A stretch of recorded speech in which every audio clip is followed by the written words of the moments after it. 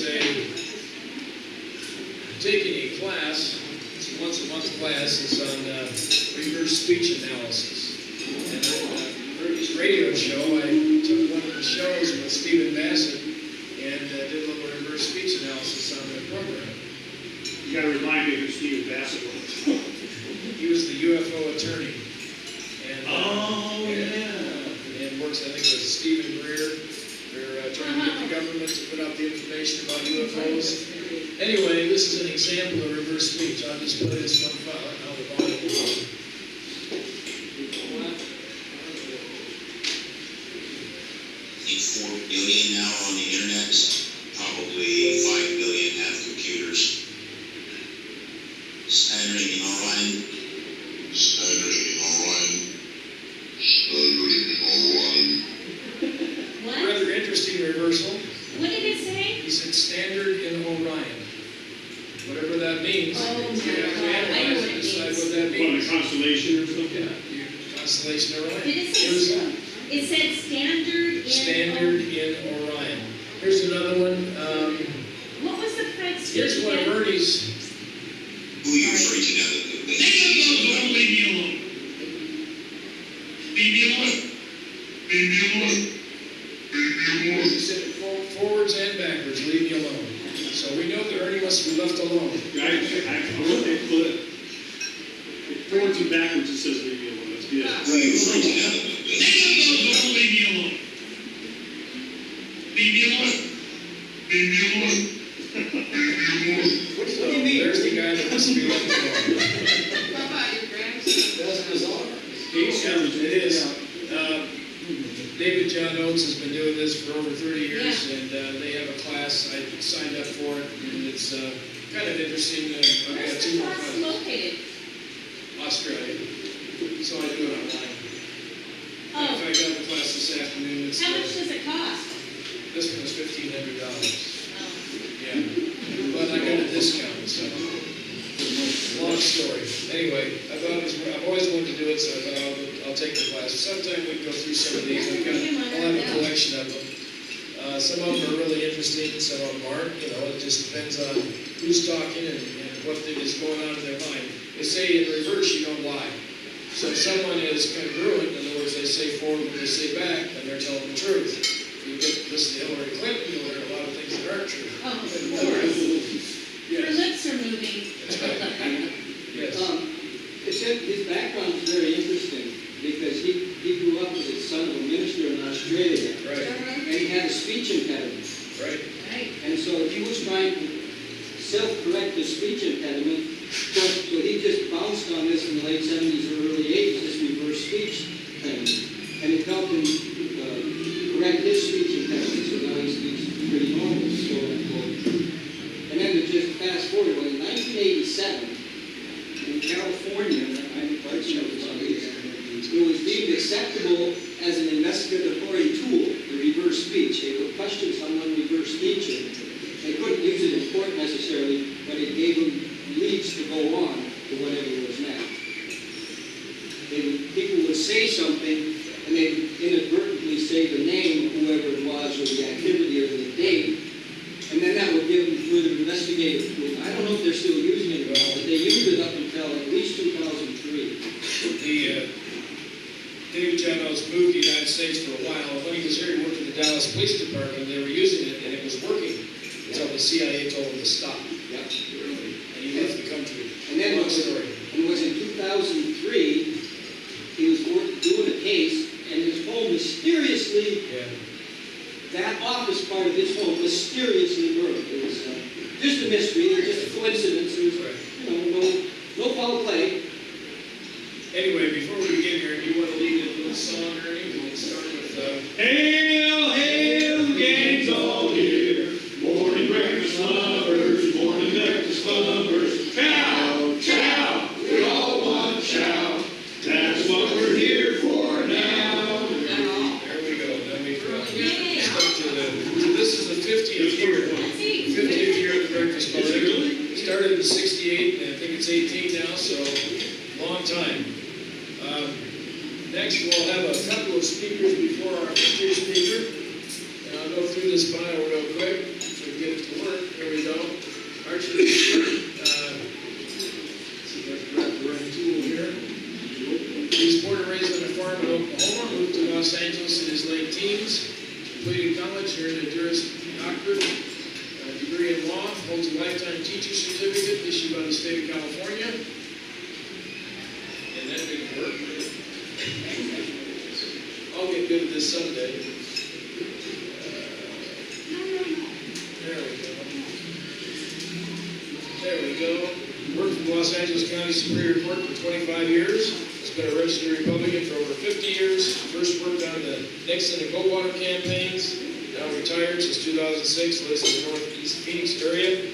Currently in Precinct Committeeman and State Chairman in LD 15. So Archie will speak first, I guess, and after that we will have Jose. There's this mic and there's wireless mic, so you can take your pick as to which mic you want to use. This one's working too, so either one. Just turn off the one we're not using.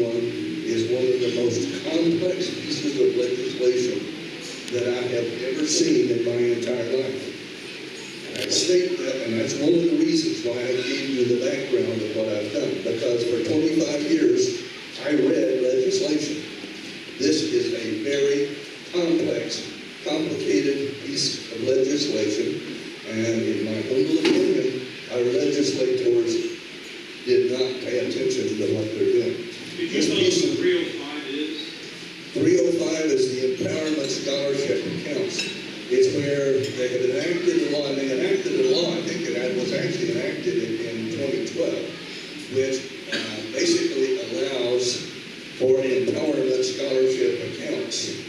They have, which allows a student to take a portion of the funds that is paid to the school districts to educate that student and take those funds and go to a private school. They have, the 1431 is an expansion of the law that was enacted in 2012.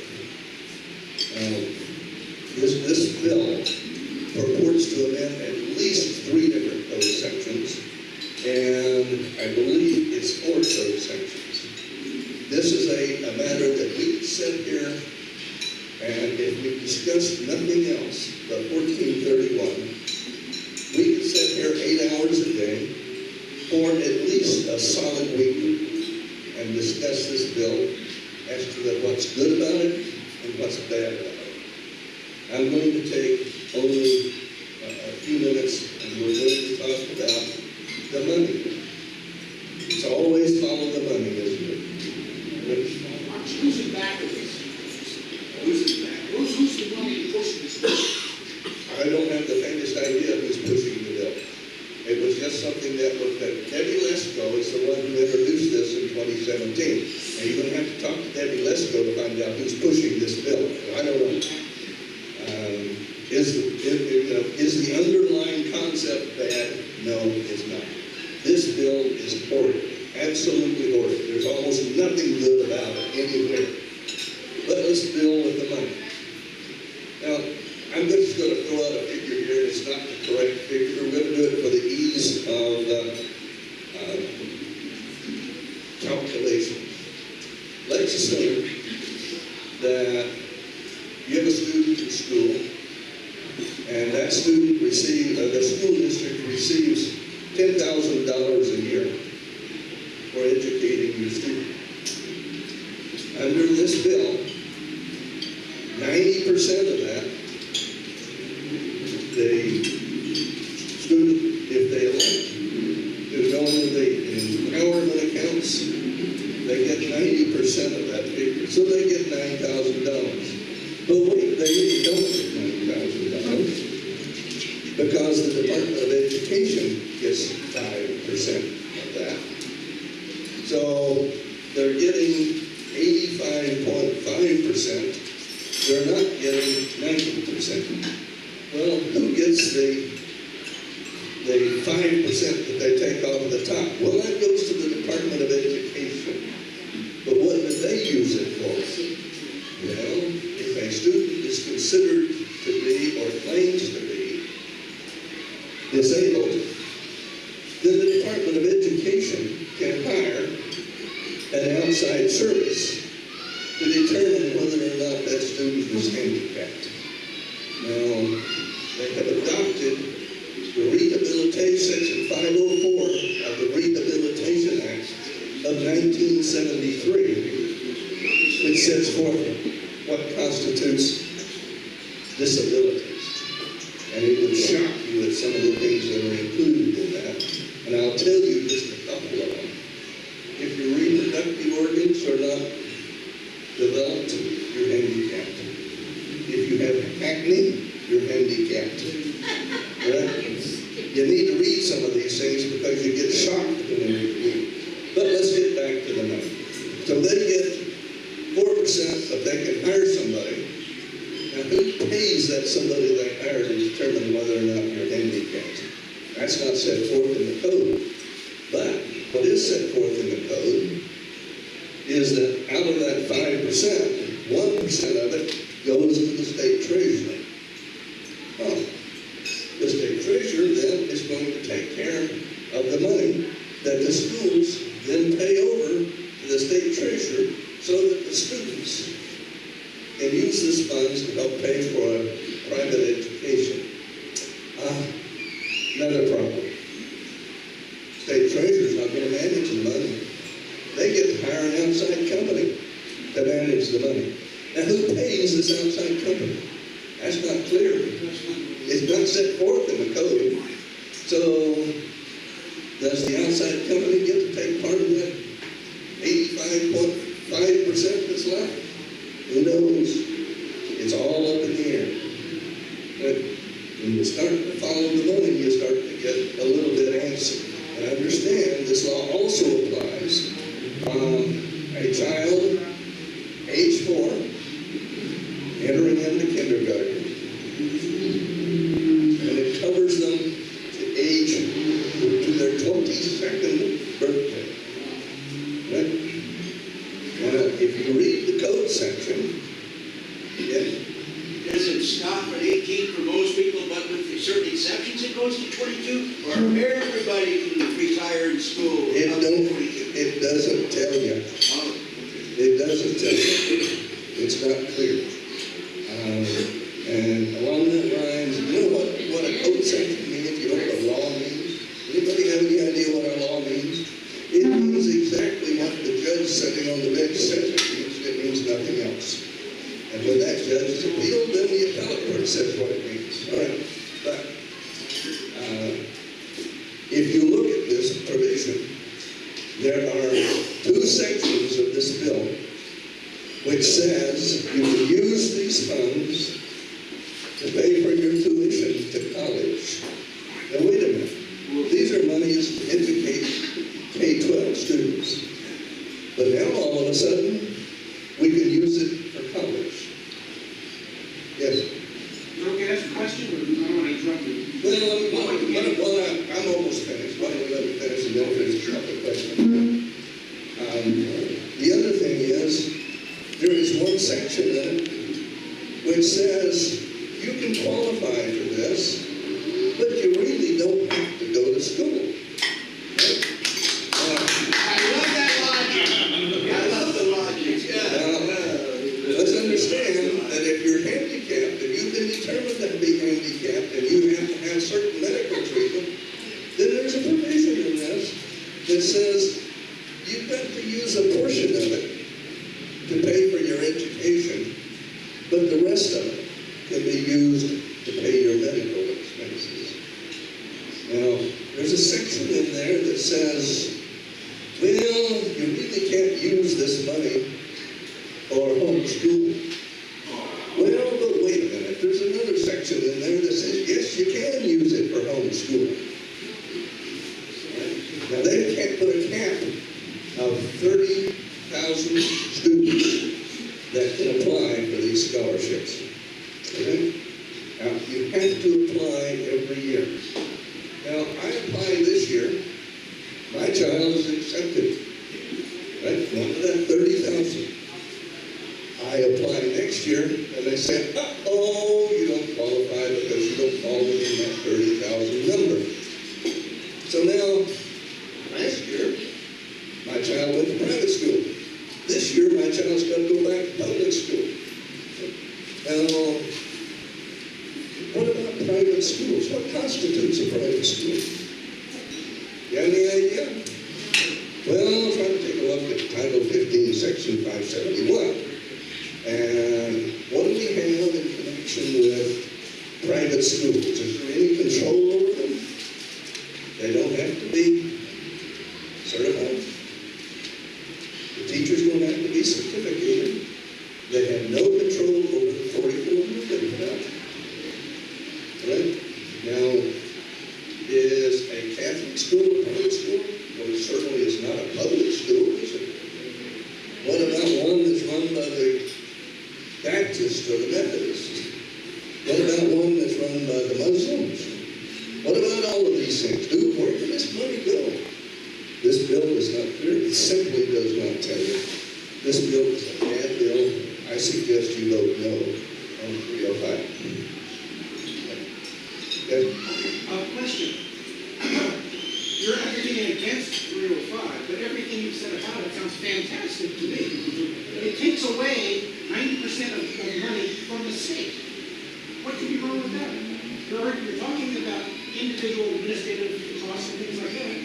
But if it takes away a big chunk of money from the state, from government schools, and let private companies use it the way they see fit, It doesn't take any money away. well, It takes no money away from schools at all. well, the money is 90% that goes to the scholarship recipient. It goes to the students then can take it, but they limited it to 30,000 students. Well, But even 30,000, that's not bad.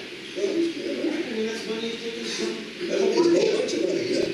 It's a whole bunch of money, but no, yeah. Yes. Archie, what does that amount to in terms of money? And who's going to pay for it? Yeah, where's the money coming from? It's coming out of the money that the state of Arizona, federal, county, city, and they expends about $10 billion a year And where does that to money teach, come from? K-12 students. And there are roughly 1,100,000 K-12 students in the state of Arizona. That's a lot of money. But as Jose will tell you, I use the figure of $10,000. If you look at the code section, it says it's going to use the base funds for the state. Well, and when Lucy did the thing with, remember with Prop 123? He said, I'm going to increase the base in the state of Arizona from the state. And I can't remember whether he increased it from $3,400 to $3,600, or whether he increased it from 36 to 38. That's your base figure that you start with. Yeah. Ernie's got his hand up first. I just want to know who administers the money. When you say, well, I need this, that, are you giving a voucher like to the parents and they are the administrators? Well, no. The school pays the money for the state treasurer. The state treasurer then gives it to somebody outside to manage that money. We don't know who that person outside is. We don't know who pays that So person. the 30,000 students, if I was a parent of one of them, a grandparent or whatever, and I say, yeah, I'll go in and I want to do it. I'm not the one administering the money to where they go or the tutors or private school or any of that stuff. It's still a check coming from the state. It's a check coming from the state school district, coming from your individual school district. So if you're a student in Paradise Valley School District, then the Paradise Valley School District writes a check to the state treasurer, who then turns the money over to somebody else to manage, but we don't know who that somebody is. Yes. Two thoughts. You say it comes from the school district pays of it. Truth of the matter is, it's our county tax bill. Of course. You know, so it's really my money you're playing with. But also, isn't the state law, they used to say we got to educate kids up through the 12th grade here? So isn't that an expansion of their operating parameters from before? I think we're supposed to educate people until they're 18. But now we're going to expand it up to 22 years of age? That's age discrimination against me, isn't it? Yeah. You're supposed to educate them through the 12th grade. Wait. What? They're not getting educated much anymore, I'm told. We're indoctrinated. That's one of the reasons why for the empowerment scholarship accounts, is because people are complaining about the schools, and the schools are not doing a good job of educating. That's one of the reasons for it. Yeah. Your decision. Your decision. Archie, who wrote the bill? What actually did it? Well, I would presume that the bill was written by I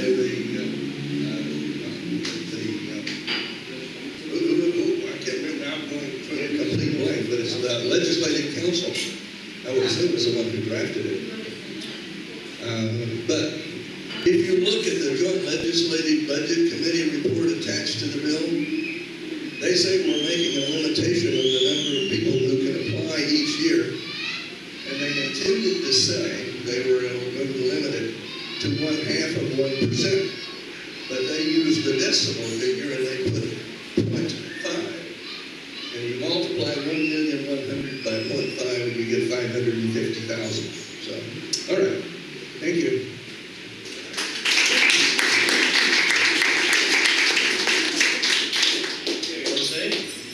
Terry, you have a question? Okay, for Archie? You have a question for Archie? Yeah. Is that fair? Should we wait till Jose? Go ahead, ask the question. Yeah. Archie, you said that those schools today aren't doing a good job of educating our kids. I would contend that the reason that most kids are not getting a good education today is because at least half of the parents and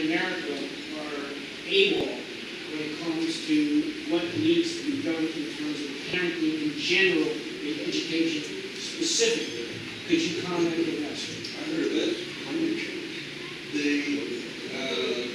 NEAU, which is a National Educator Association,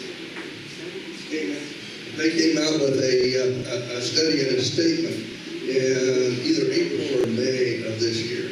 And that report said that they tested fourth graders in the state of Arizona, and 70% of them cannot read at grade level.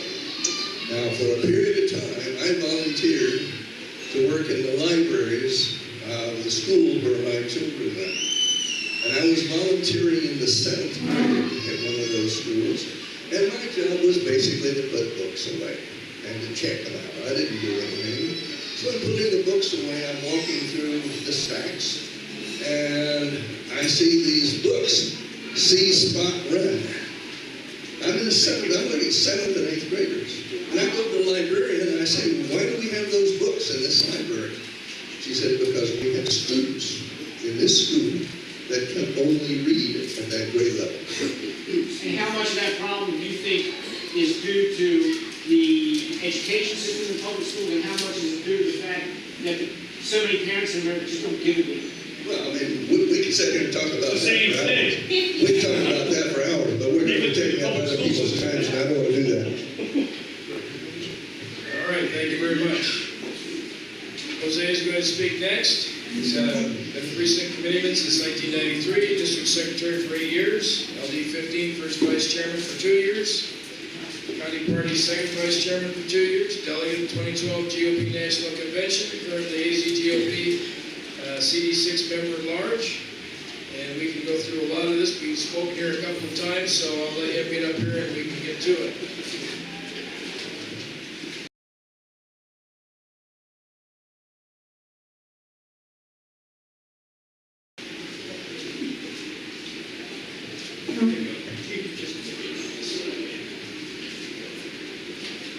Okay, thank you very much for having me here. I will be talking a little bit about 305, but I will be at the end of my talk in case there's a riot that ensues or whatever. First, let me start by saying that this business of the citizen legislator amending the Constitution or enacting laws that can be enacted by 50% plus one of a mob is a hell of a bad idea. You should not be able, it doesn't make any sense to amend any kind of a law or to create any kind of law when you have a bunch of people that get together with limited information and make a decision and vote on it, and then it becomes so permanent that there's nothing you can do about it other than put those sentences back in there and have it repealed or changed or whatever. So something has to be done about this system because it's really not working very well. We've seen the results of it. Today, I'll be talking about the 5 propositions that we have on the ballot.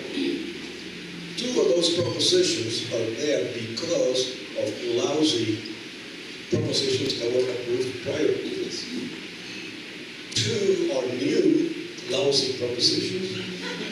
And then we have 305, which is in the class by itself. Now, the 2 propositions that are there because of the problems we had in the past is one is 125. 125, what it does is that it amends a previous law so that now the legislature can make some changes in the retirement plan of the legislators and the correction officers. What happened is that the initial propositions that they had tied the hands of the legislature. You cannot do anything about it. And the fund is going bankrupt. And your hands are tied, you cannot do anything to save it. So now, in front of the voters, we have a proposition to fix that, so that it can be fixed, so that it doesn't go bankrupt. I would be very surprised if that proposition passes by less than 80%. It shouldn't pass, even though my default position in all of these is no. Because I don't agree with this type of system. So normally when I see a proposition and I'm not so sure, I always vote to vote no. This one I'm recommending a yes.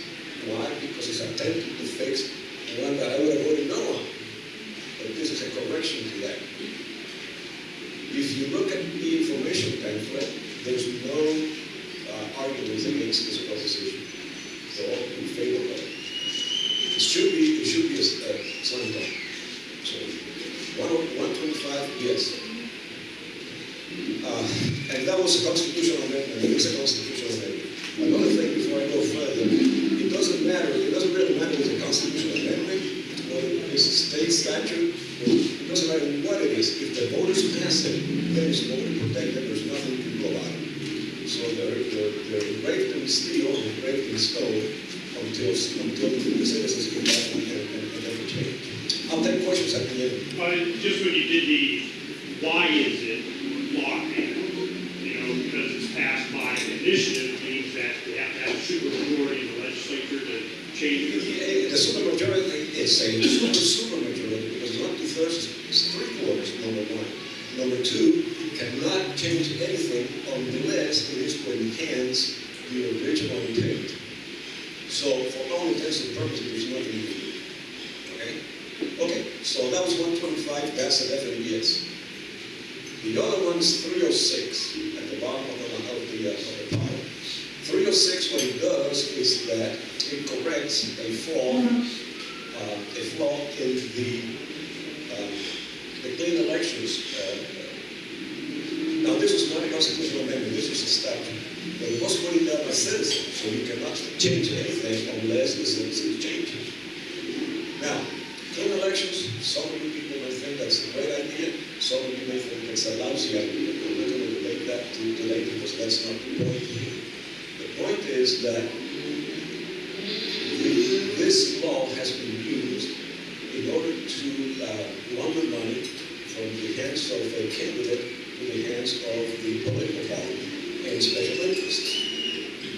There's nothing in the original statute that prohibits that. In fact, it's not even addressed.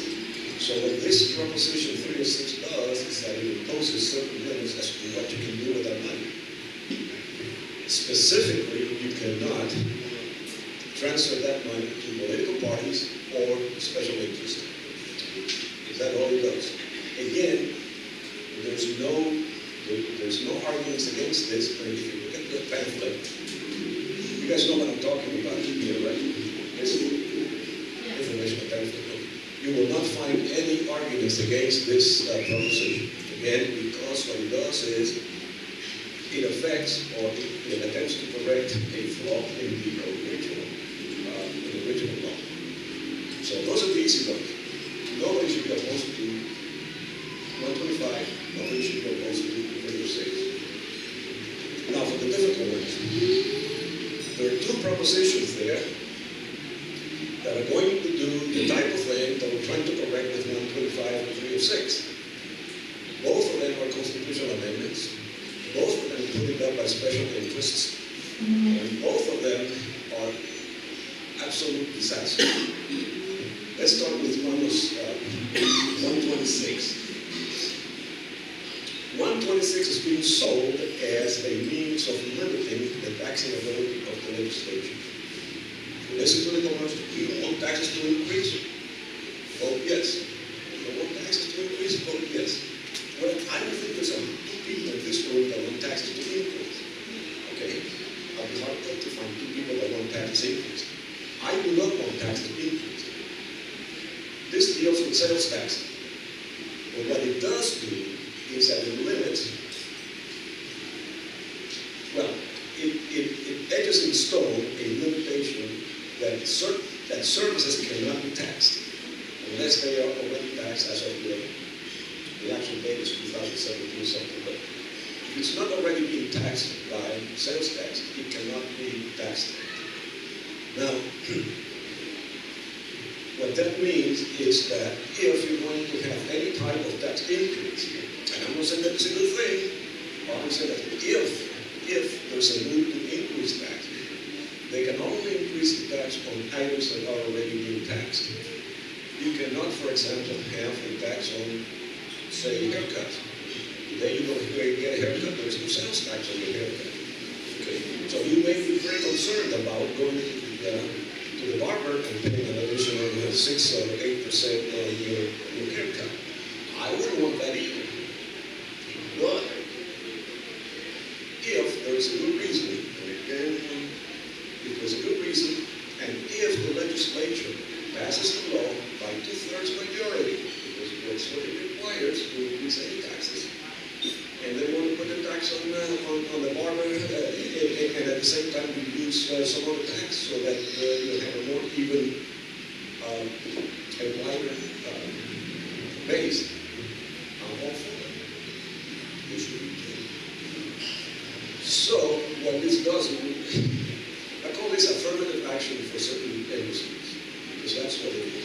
We're going to have certain privileged industries that will never ever again, unless it's changed by the citizens, will never ever again be faced with any kind of tax, sales tax. Now, I don't know the logic that says, I don't understand the logic that says, it's okay to tax the transport of a vehicle. You buy or sell a vehicle, you sell a vehicle to you, you have to pay sales tax, right? Well, why is that, if that's okay, I'm not saying that it is, but if it is okay, why is it not okay to say have the same tax on a transfer of a house? What's the difference? Well, the difference is that you have the Realtors Association. And by the way, Archie talked about following money. This proposition, the Arizona Realtors Association is dumping $6.1 million in order to get this done. $6.1 million. Because they don't want real estate transactions to be taxed. Never mind the fact that they will not be taxed now because the people don't have the stomach for it, because it takes 2/3 majority to do it. But this is something so that they never going to do that. So again, to my way of thinking, and you may or may agree or not, but to my way of thinking, it doesn't make any sense to limit your tax base for certain industries and not the others. So I would say that no, it would be lower than 126. 127 is what some of us are calling the Californication of Arizona. There is a guy that I think is Tom Steyer in California that decided that he wanted to do some damage here in Arizona and got enough money to get this thing on the ballot. What it does is that it requires that as of 2030, at least 50% of the electricity produced in Arizona has to come from so-called renewable sources, which include mostly solar and wind. Now, as far as I'm concerned, there's nothing wrong with solar and wind. Okay? If you can produce electricity more cheaply by using solar, if it's more effective, so be it. Okay? But to have a constitutional amendment that says, come hell or high water, no matter what happens, no matter what technology happens in the future, you must get at least 50% of your electricity from these sources. To me, that makes absolutely no sense. It's another one of those crazy propositions that somewhere along the line we're going to have another proposition to fix it, just like we're trying to fix with 126 and 125 and 306. So that's a big no. So that we know who this one when it comes to the money. Again, you have to follow the money. The money is pretty much equally divided. It's equally divided between this tire guy and the units that are opposed to it. One thing to remember, two things to remember now, we go on to 305. One thing to remember is that on the current statute, we're moving towards a 15% requirement for renewable energy. That was imposed by the Corporation Commission. Now that reflects the wishes of the people. And that some people may consider good. We're moving in that direction, but since it came from the Corporation Commission, it is reversible. If we find that this is not a good idea, we could always, by the elected officials, we can reverse that. The proposition, on the other hand, demands that 50%, and no matter what happens in the future, we cannot reverse that, unless we call it on the law. Now, that's number one. Number two, I don't know how many of you are aware of the fact that the Palo Verde nuclear plant produces, depending on who you speak to, between 60 and 80% of the electricity produced in Arizona. Rural mental health, mental health, mental health, right? 50% has to come from renewable sources. So what happens to Palo Verde? You cannot use it, you have to shut it down. How much do you think that's going to cost? Billions of dollars of waste. Okay. Now, how much does how much gases? How much of these greenhouse gases does Palo Verde produce? Okay. So you're going to close Palo Verde if this goes through, and you're going to be spending an awful lot of money on utilities. Look, if you want to have solar, that's great. Put up solar panels in your house. Who cares? Because I actually have solar panels in my house.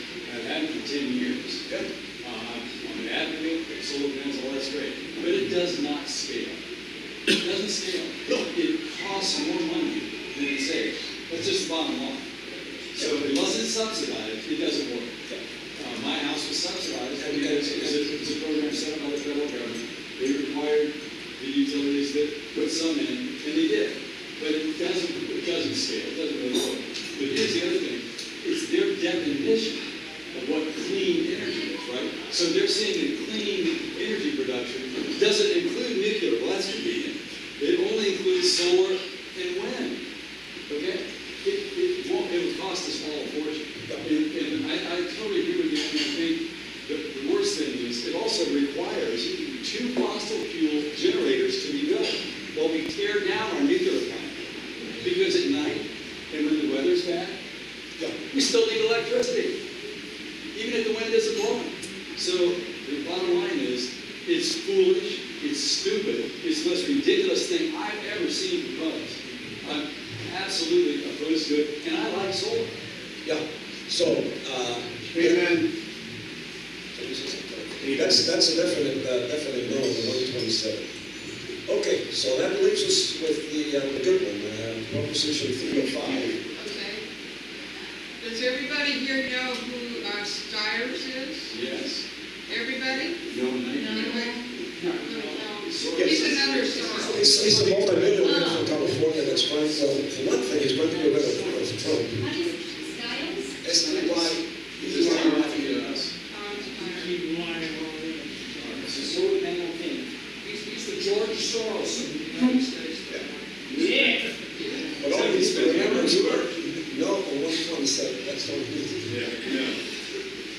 Guess what he makes his money on? Some solar panels. Okay, so far we have yes on 127 and yes on 306, if you follow the advice, which is worth exactly what Yes, you on said. 127. What did I say? You said yes on Oh, no, 127. I didn't say yes on 306. Yes on 125 and yes Good catch. and no on 127 and 126. Now 305, I'll let the cat out of the bag. My recommendation on it's different from Archie, but for a totally different reason. I am suggesting a yes vote on 305. But it's not in any way, shape, or form a defense of the bill. A couple of things I need to make sure that you understand. Some of what is being told about this is something that's already in the books, and it will not be affected in any way, shape, or form by the underlying bill, which is that 1431, that was passed in 2017. Now, I'll give you an example. When you look at your pamphlet, and you're going to see the proposition, you can't see this, you can't see this, I have to tell you. When you look at it, you're going to see that there is text, which is normal text, capitals and lowercase and so on. You're also going to see some text that's crossed out. And you're also going to see some text that is all capitals. Okay? When you're looking at this, you have to disregard anything that's not either crossed out or in capitals, because that is all that the bill changes. The rest of it is the underlying law, and it's not affected by this. That applies to any bill under any circumstances. Okay, when the session comes up in 2019, and if you want to look at the bills that come up and what they do, you have to look only at what's crossed out or what's all caps. Crossed out is what's being deleted, what's in caps is what's being added. The rest of it is irrelevant. They don't be irrelevant to you or me. They will be irrelevant as far as the bill. That's exactly what's happening over here. This does not in any way, shape, or form change, increase, diminishes the empowerment scholarship account. An exception. That's the qualification for participation. It has to, if this goes through, or it did go through, if it's approved by the voters, it would have removed the limitations as to the kind of children that can participate, because now it's open to all children. Now, having said that, I wanted to do that because there's a lot of misinformation given out, because you look at this and go, wow, it does this, it does that. Yeah, it already does that, but this bill is not changing it. This bill is leaving that intact. Unless you see a capital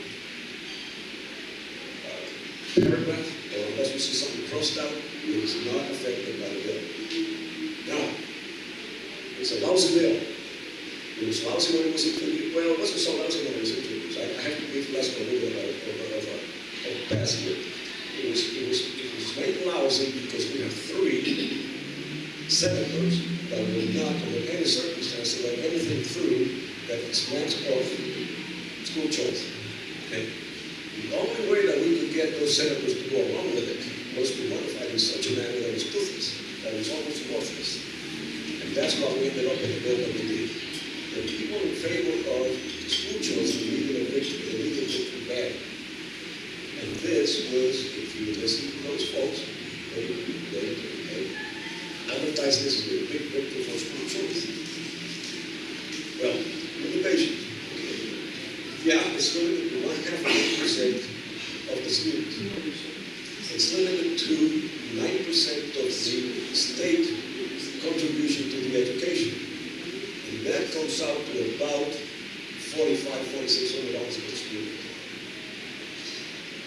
The rest of the money that the school gets stays in the school even after the child leaves and takes that $4,500 a year. Now start thinking for a minute. Generally, the average is $9,500 that school gets per student. So you have the child with $9,500 here. That child leaves and he takes with him $4,500.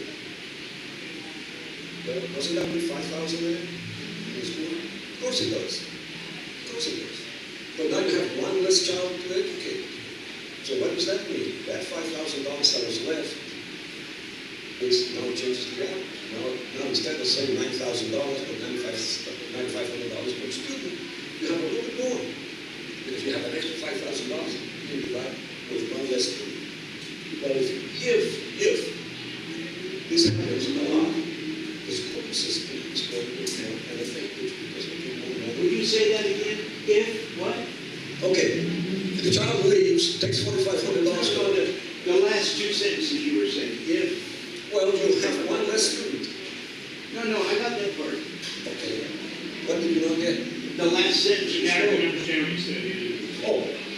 Okay, what did I say? I don't remember what I said. If something, blah, blah, blah, blah, blah. I can hear it. Just repeat that. Okay. Okay, so when the student leaves, if you had $9,500 to begin with, the student takes $4,500 with it. Now you have $5,000 that still remains with the school, but you do not have that student to educate. So technically you're saving $9,500. You're losing $4,800 or so. So the difference between those two is money that you have in a bill that is higher than you would have otherwise. Why about the student takes 90% of that? 90% of the state funding. The county funding remains, the federal funding remains, the overrides remain, all of that remains. Only 90% of the state funding. Bottom line, what I'm trying to explain to you is that this is the way I like to characterize it It's not even a drop in the bucket. It's not even a drop in this Olympic size pool. It's so tiny. On top of that, it ends in 2022. Beyond that, there's nothing. So, Are the students better off getting a real education by getting out of that system? they may be, but the fucking $4,500 they're going to take with that is not going to help with that money. Yeah, but if they're learning how to read and stuff, who cares? Right, and we can argue whether that's a good thing or a bad thing. I'm talking about the mechanics of this and that, no, why we should vote yes or why we should vote no on this. Now, I think we all agree that the child is much better off being educated someplace other than the public school. Yes. Yes. And we don't have to argue that one, I don't think. Okay, so, with all those limitations, and the fact that it's not even a drop in the bucket, the fact that the schools actually get to keep more money per student, why is it that Save Our Schools is starting $370,000 to obtain a no vote on 305? Why is it that they want to get rid of the bill at 1431 so badly that they're spending $370,000 that they could be using someplace else? It doesn't make sense. Unless you're a cynic like me. If you're a cynic like me, you say, wait a second. If the voters vote no on 305, the SOS, the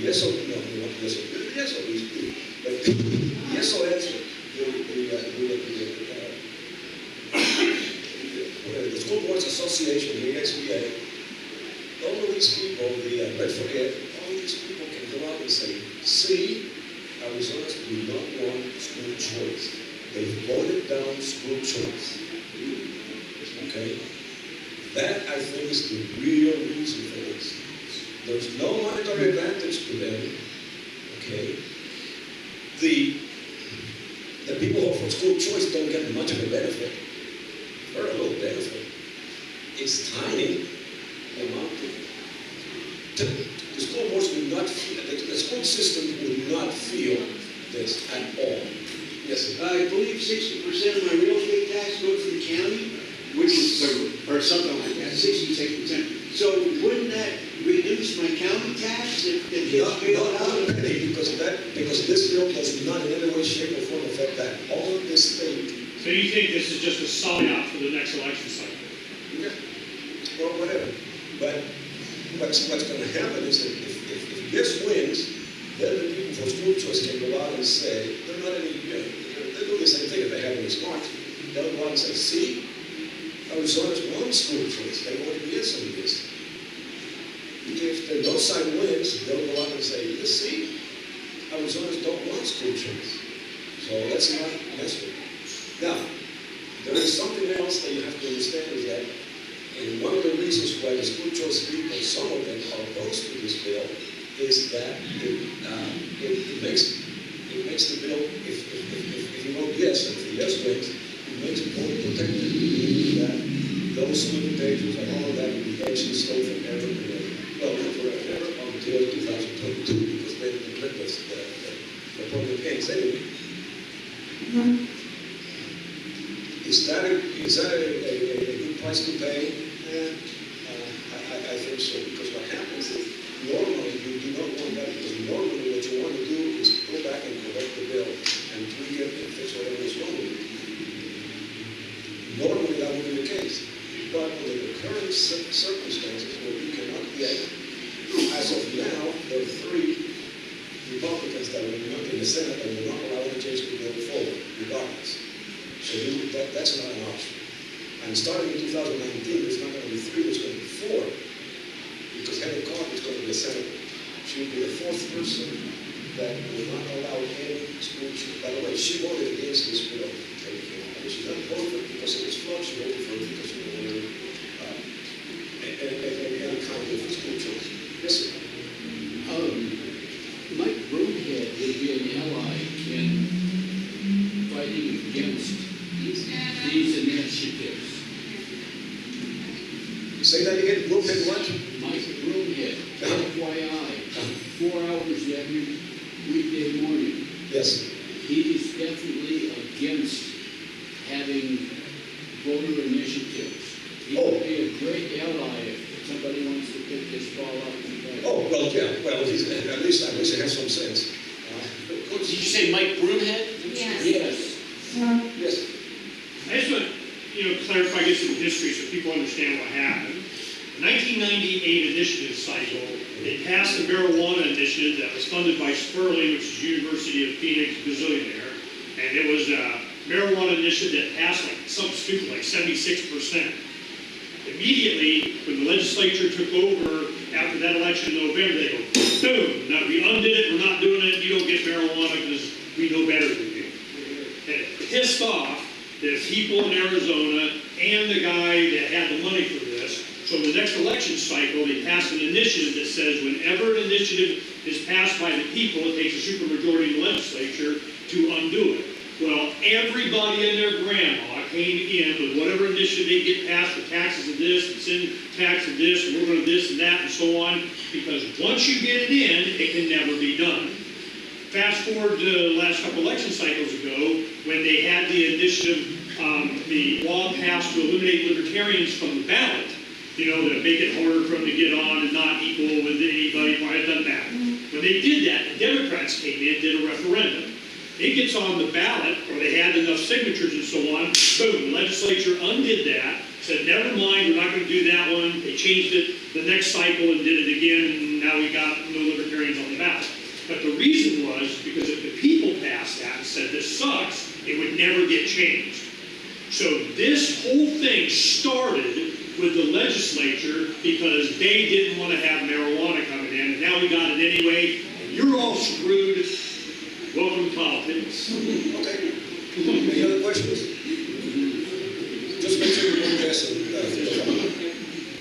the taxi services, my instinct said, no. I think it was back in 1916 or something like that, we've got 100 new taxes. I think it was Aristotle says fire and taxes are never satisfied, or whatever. And to put new taxes on us just subtracts from our available economics. And to me, I don't like this leveling the playing field crap since 1964, because whatever, and it doesn't make sense to add more taxes because I'm sadistic, screw me over, because it's not going to go away. They're not going to cut some other piles of money down. It's not well, good. See, what happens is you're going to cancel my vote. You're going to vote yes on that, which is okay with me. Yeah, but I want to make sure everybody here is on board. Just because you're there with the microphone, don't make it valid logic.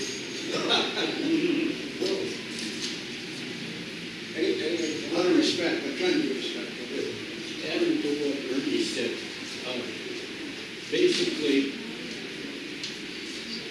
the system bypasses the republic, and we got to cut that out, because what happens is about a quarter of the people actually can control everything, because these initiatives aren't voted on by everybody. The bottom line is that the American citizens, the law rule essentially, change the Constitution and all that. It should be a rule of different. It should be like 2/3 and 3/4, just a simple majority. Yes. Okay. What these voter initiatives are really demonstrating to us is that turning us into a democracy is supposed to be a constitutional republic. This is why we're bad news. Yeah. And that was my initial statement, that this is not a good thing. All right.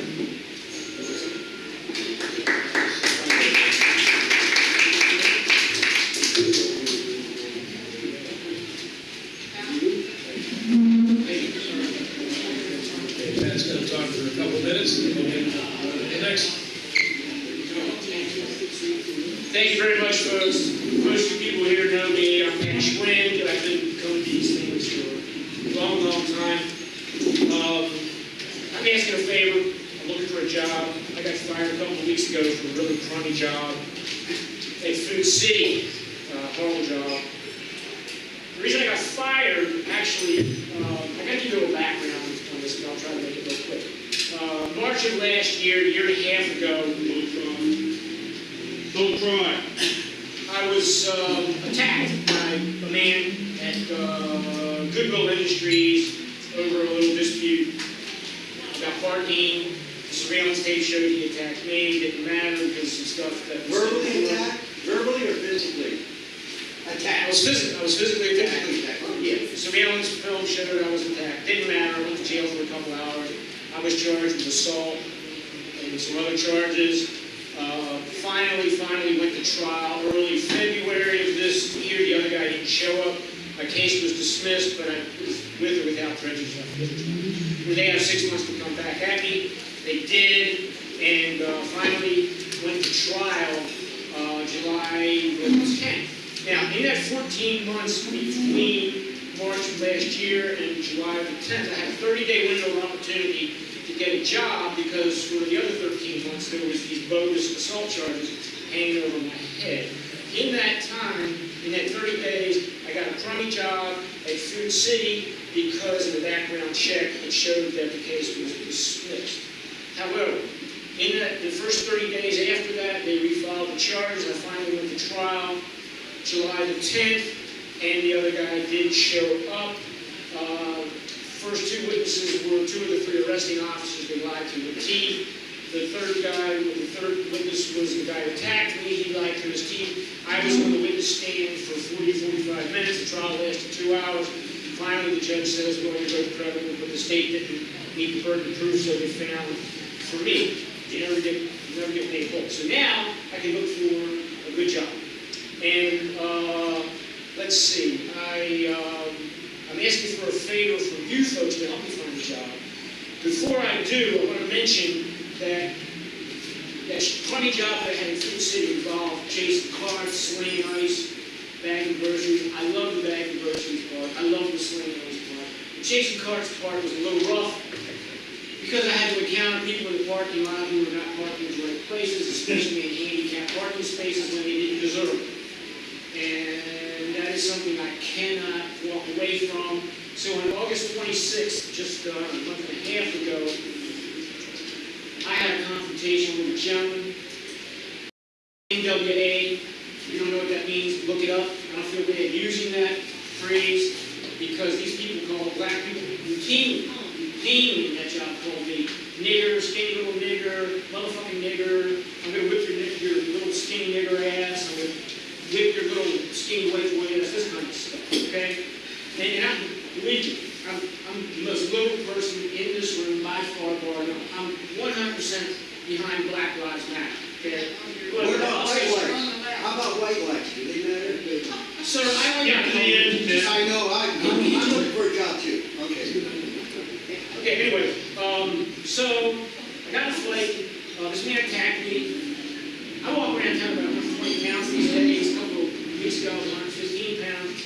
This guy weighed probably at least 250, maybe 275. He attacked me, broke up real quick because of the customers came. But now, since I don't have these bogus assault charges hanging over my head, and since I got fired from Food City, thank God, I'm looking for a job. I was a salesman most of my adult life. I sold financial products for like 27 years. I want to get back to the sales game after many years of doing some other stuff. I'm asking people who have hearing aids, I'm going to give you the hearing aids here. Are you happy with the people you bought your hearing aid from? If you are, great. Can I call upon the company and the sales rep to see if it might be a place for me to work? If you're not happy, then I'm going to avoid that place. So basically, I'm saying that if any of you have a hearing aid and you like the people, please let me know so I can call them personally. Hey, here's your name. I will handle it very, very professionally. I was a salesman for 27 years. I know how to do this kind of stuff. So that's it. I'm just asking for a favor. Keep me in mind.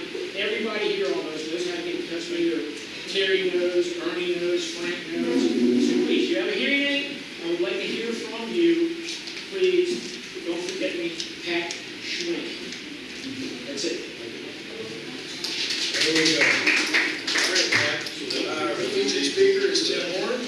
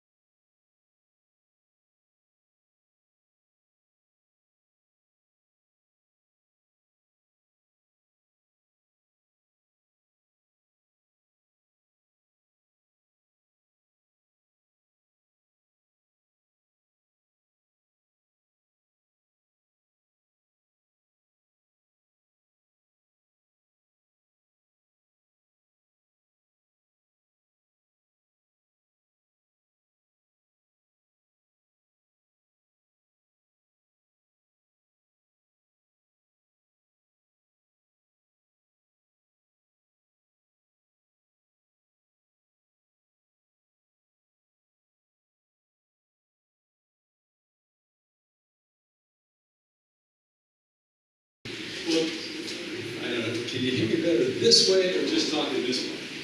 This way. This way or this way? Yes. This way. Microphone. Okay, for those of you who have, so anybody who said, No, you got it at a good whoever distance. said they need a hearing aid, write their name down. Okay. I'm Tim Moore. And yeah, that stuff is true. I didn't go into all that, but that's okay. Yes, I've lived the American dream. I was the firstborn in my family in this country. My father was brought over from the Netherlands by my grandfather. Our family name was Van Horn. They wanted to be more American, like they dropped the van and just became Horn. But my parents ended up both abandoning me by the time I was 3, so I was in an orphanage and all that. And then I got picked up, a grandmother and my great uncle helping finance it, took me out, and then my grandmother raised me from then until I was about 9, I think, when my mother came back on the scene with a new husband. And a stepfather that beat the living hell out of me and everybody else that was around because she drank too much. So, out of the frying pan into the fire. But the bottom line is, in America, no matter how you start out, that's not how you have to end. And that is the legacy that I want to have for my kid and everybody else's kids. Because we have the torch in our hand now. Like this microphone, the torch of freedom, as you know, in this room has been passed from our founders to these hands in this room. We're the ones that are alive. We're the ones that control its fate right now. So if we're going to provide the future as it's been provided to us, it takes work now. Right this minute, because we're facing an election, unlike probably any other that we've ever had, certainly in my lifetime. What we're looking at in the coming days, in the early part and then going to 20, is a socialist party that's taken foot in America. We haven't had that before. We've only had the threat of it. And we were on alert for a Cold War for so long. My real father was in World War II, and then he got called back for Korea. He was a fighter pilot. He was a pilot. He chased Japs and women. So that's apparently why it didn't work out so well with my mom. But nonetheless, yeah, I'm sure he was a good man. I didn't know him very well. I met him when I was 19. He seemed like a pretty square guy. And typical fighter pilot, so says Russ, the pilot. Yeah, that's the way they work. So, at any rate, America is a fantastic place. Democracy is messy. If you don't believe it, we all think in the ballpark together. Yet, listen to us today. Wait a minute, what about this? How about that? Does it help this? What about that little thing right there? Yeah, that's the way it is. Democracy is messy. But the good news is we have it. And we have it in the form of a democratic republic. I'll get back to you. I'm not going to take any questions right now. So, we've got something to do. You're saying democracy is messy. Yes, it is. Okay, if you don't believe it, it just shows how messy it is. But that's all I can tell you. It's opinions. But we're a republic. That's what I just said. Fortunately, we're in the form of a constitutional republic. The tool of democracy is what we use, but our government is the form of a constitutional republic. Does everybody agree at least to that? Yes. Any disagreement? Do you disagree with that? Then I'll move on. Okay, so we have this constitutional republic we're in. We use democracy as a tool, and so does our enemy. Yes. So does our enemy. They're using the same tool. It's as if we're fighting a battle on a battlefield, and the guys that are shooting at us are on our side wearing a uniform. Yeah. The mistake we're making right now, before I get to the national popular vote, and it's important, this is a long ball. The national popular vote is it's a long game, let's put it that way. It's a long game for the Democrats, and they play long games. Agenda 21. A long game to convert the Socialist Party of America from the Democratic Party that we all knew. But that's what it is today. So that's their long game. They have others. You may remember the Equal Rights Amendment. Remember that? Yeah. It started in 1921. Illinois just approved it. That's right. They're still trying to get that amendment passed. Good. Well, I hope you're wrong about that, because if it does, it's better termed the Elimination of Sexual Roles Amendment. It's not about equal rights. It's to eliminate the use of man and woman anywhere in this country. And a lot of people see that. That's why it hasn't passed yet. But the point is, there's long game and short game. We Republicans, we trust it all to be good. We don't have any long games. We have establishment Republicans that have all been colluded with the establishment Democrats to kill this nation. And John McCain was one of them.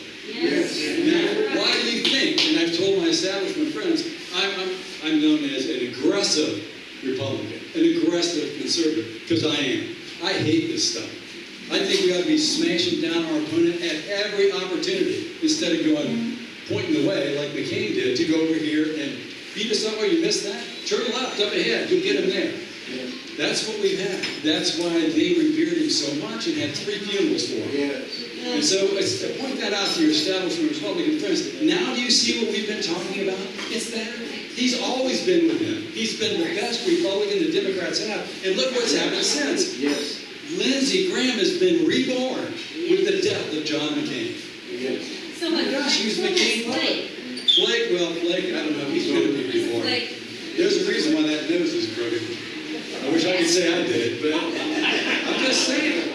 I think it was from sticking up McCain, well, maybe. Yeah, there you go. I'm not sure. Okay, so I'm going to get to the national popular vote, but I want you to think long game and short game. So the national popular vote is a long game they started. And its idea is to eliminate the possibility that there'll ever be a Republican president again. Good. Yeah, and Says the devil. it's the Democrats. Okay, so that's the deal. Most of us, does anybody in here see a reason to have different parties become president? I do. I would like to have the chance of Republican presidents just as well as a Democrat or a Libertarian. Let the people choose. But you got to play the game fair. In my opinion, and it's just my opinion, for a long time now, and I wrote about it in my book, which is called Ruling the Elite. I should grab it. Russ has been reading, I think you read this, didn't you? Ruling the Elite. The subtitle is Moving Power from the Parties to the People. So moving power from the parties to the people. Because the parties, most of the establishment, have been usurping our power for a long time. They've been misleading us and everything. And we've sat back because we trust them. And when people tell me, well, you had Obama because you guys voted him in, I tell people that doesn't count. We were lied to. If you're coerced into doing something, it's hard for the people who coerced you to blame it on you. But they will. And they did. So, long game, short game. NPV is a long game to eliminate the possibility of a president that would go against socialism. That's that. The long game for the Democrats is to become socialists. And are they doing it? So I think in the coming election, that for the first time, a lot of people are seeing the Democrats for what they are. They are the Socialist Party of the United States. And last time I looked, 65 Democratic congressmen and women that are in Congress were also members of the Democratic Socialists of America. Right on. Yeah. Why is he here like that? Because he's the token, Okay. whatever. And, it's okay to be that For way. decades, just. It's okay to be that way, but it's not fair to interrupt with your opinion. I didn't do it when you were talking. It's not. You should know that by now. Sorry, sir, I didn't know I was interrupting. So, along with that thought, though, in 2010 or 11, the Democrat Party of the United States was sued by the Communist Party of the United States for stealing their platform. They are the communists. Yeah. The Democrat Party. I'll just call them socialists, even though there's not much difference between communists, but it elicits a government response back. So that's a national public vote. Now, what can we do that's a long game for us to deal with some of these things? Imagine, here's just an example of what we can do and the kinds of things that I have in this book. Because not only did I point it out in this book that this is what we're dealing with, and now people go, Tim, it's so prescient. How did you figure that out? And I was saying earlier, I have a gift for the obvious.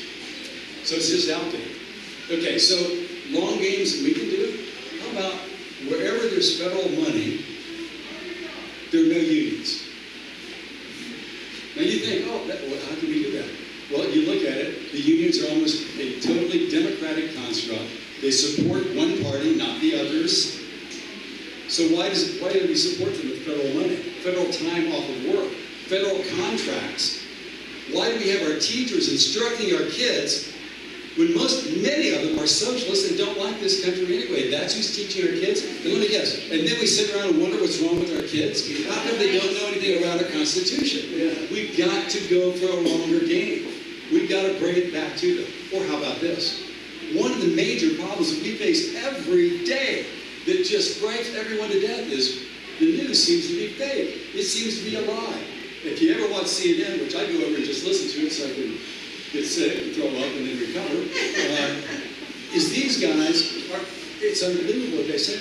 But what if we had certified news? And what do I mean by that? Well, if you're a pilot, Russ, you had to have a license, right? You had to have certification of everything you did. Architecture, same way. Law, doctors. My gosh, you can't even cut hair without a license. And yet, if you're reporting the news and affecting hundreds of millions of people, you can say whatever the hell you want. I don't think so.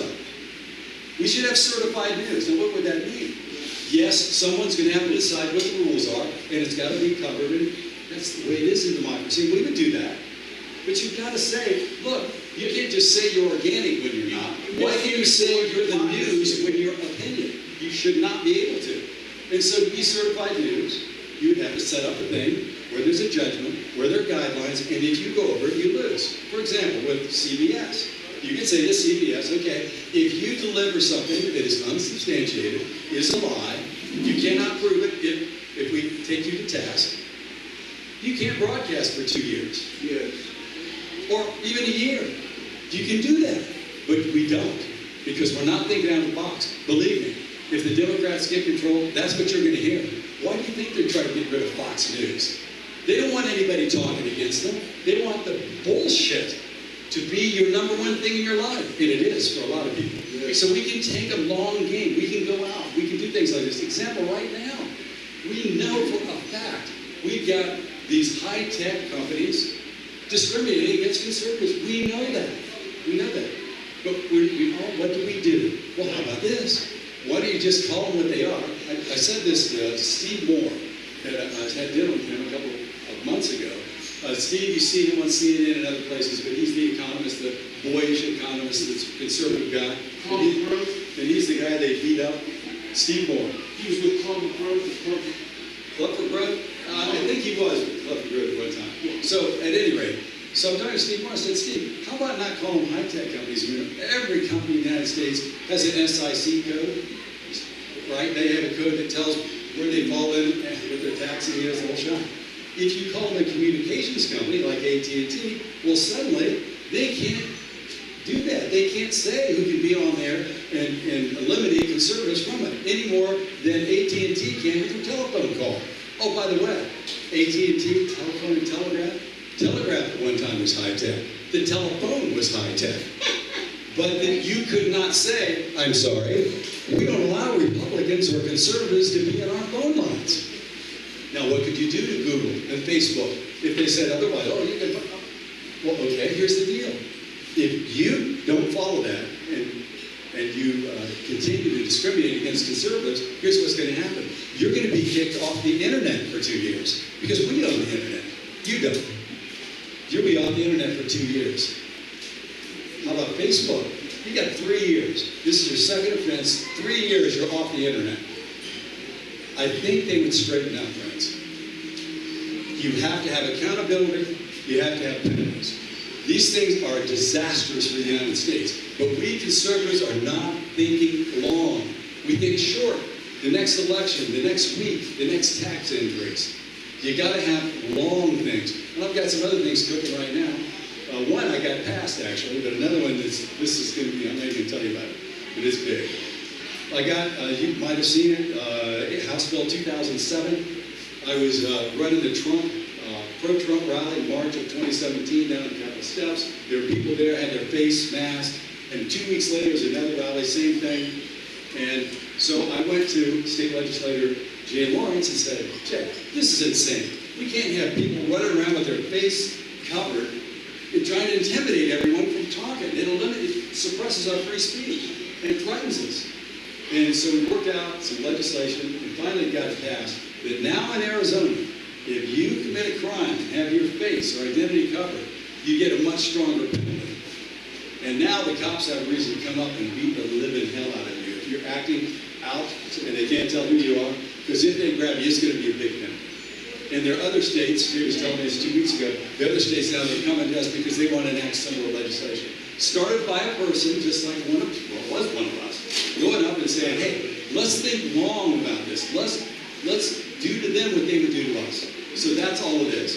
And the national popular vote needs to be stopped. I got a tape I did. It's available. You can get it.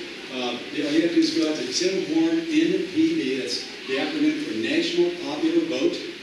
We're going to change what that acronym means for you before today is over. But I want to show you this. It's a few minutes long, but it said I wrote this and I did it. But it is, and I've been going around for over a year now, all over the state, talking about the national popular vote and why we need to oppose it as Americans. And as well as Bob Hopper, Bob, and Alex Molesky's been doing some of the same thing. We all put this stuff together. So I'm going to let you see this tape because it will say very concisely what the NPV is, how and why you should oppose it, and so how you can talk to your family and friends about the national popular vote because you will be knowledgeable about what it is. So now we'll hit it, and then after that, wait a minute. Look at it. Who is that guy? Before we go, there's one other thing. After this, I'm going to make a few more comments. I think it'll be present for you where I stand and where you should stand on this. But after that, we're going to talk about this Kavanaugh thing. And I'm going to give you some perspectives on the Kavanaugh thing you probably have not thought about before. Once again, it's thinking about the long ball instead of the short game. Okay? Ross? One quickie before we start concluding. Yes, Ross. These three companies you're talking about, Facebook, Google, etc., they're monopolies. Why aren't they coming under the Sherman Antitrust Act of Clinton Act, and aren't they broken up? Well, I think eventually they probably will, but now you got international companies and they can change borders. So it's not as easy as it once was. You don't want to run them out of the country. You just want to control them when they're here. So that's one of it. But I'll tell you what, I take either one. My approach, which is to say, here are new rules that you must follow, or we're going to penalize you, and you'll be out of the biggest market in the world, or not. And they're going to comply. They may not in China. They may do whatever they want in other places. I don't like that either. But I would rather, at least in America, they try to defend our American sense of decency for opposing views. One other thing, but we're going to come back, but go ahead. Real quick on that is, I would suggest that Google and Facebook and all of these internet companies are commerce. It's business on a large scale between states and foreign countries. One of the duties of the Congress is to regulate commerce between the states and foreign nations. Yeah, they call anything commerce pretty much. I mean, I don't like that idea very well. But Congress has the authority, in my opinion, because it's commerce, it's business on a large scale, has the authority to make it regular. I get it. I understand the commerce approach. I like the communications part of it better because then it stops censorship. And that's my big thing. And remember, most of what they do, what Google, they are now creating their own content. Most of their content is us. Just like AT&T doesn't make its own content, they pass along our words, what we do. So I would say they're communications companies primarily, and in communications part, you're not allowed to discriminate, which is commerce.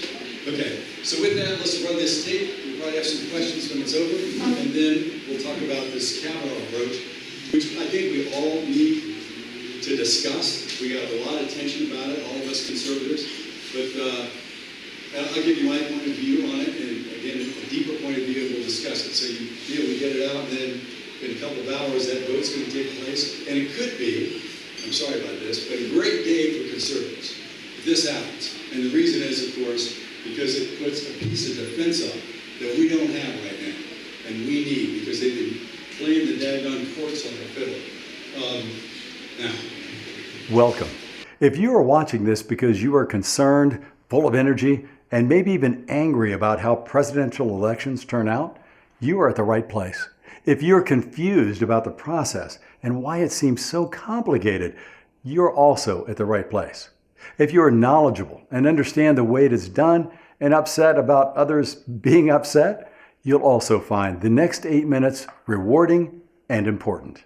Hi, I'm Tim Horn. I'm a student of American freedom, an author, media commentator, and a speaker about American life. Our focus today is on the sometimes controversial method we use to elect a person to the position of President of the United States.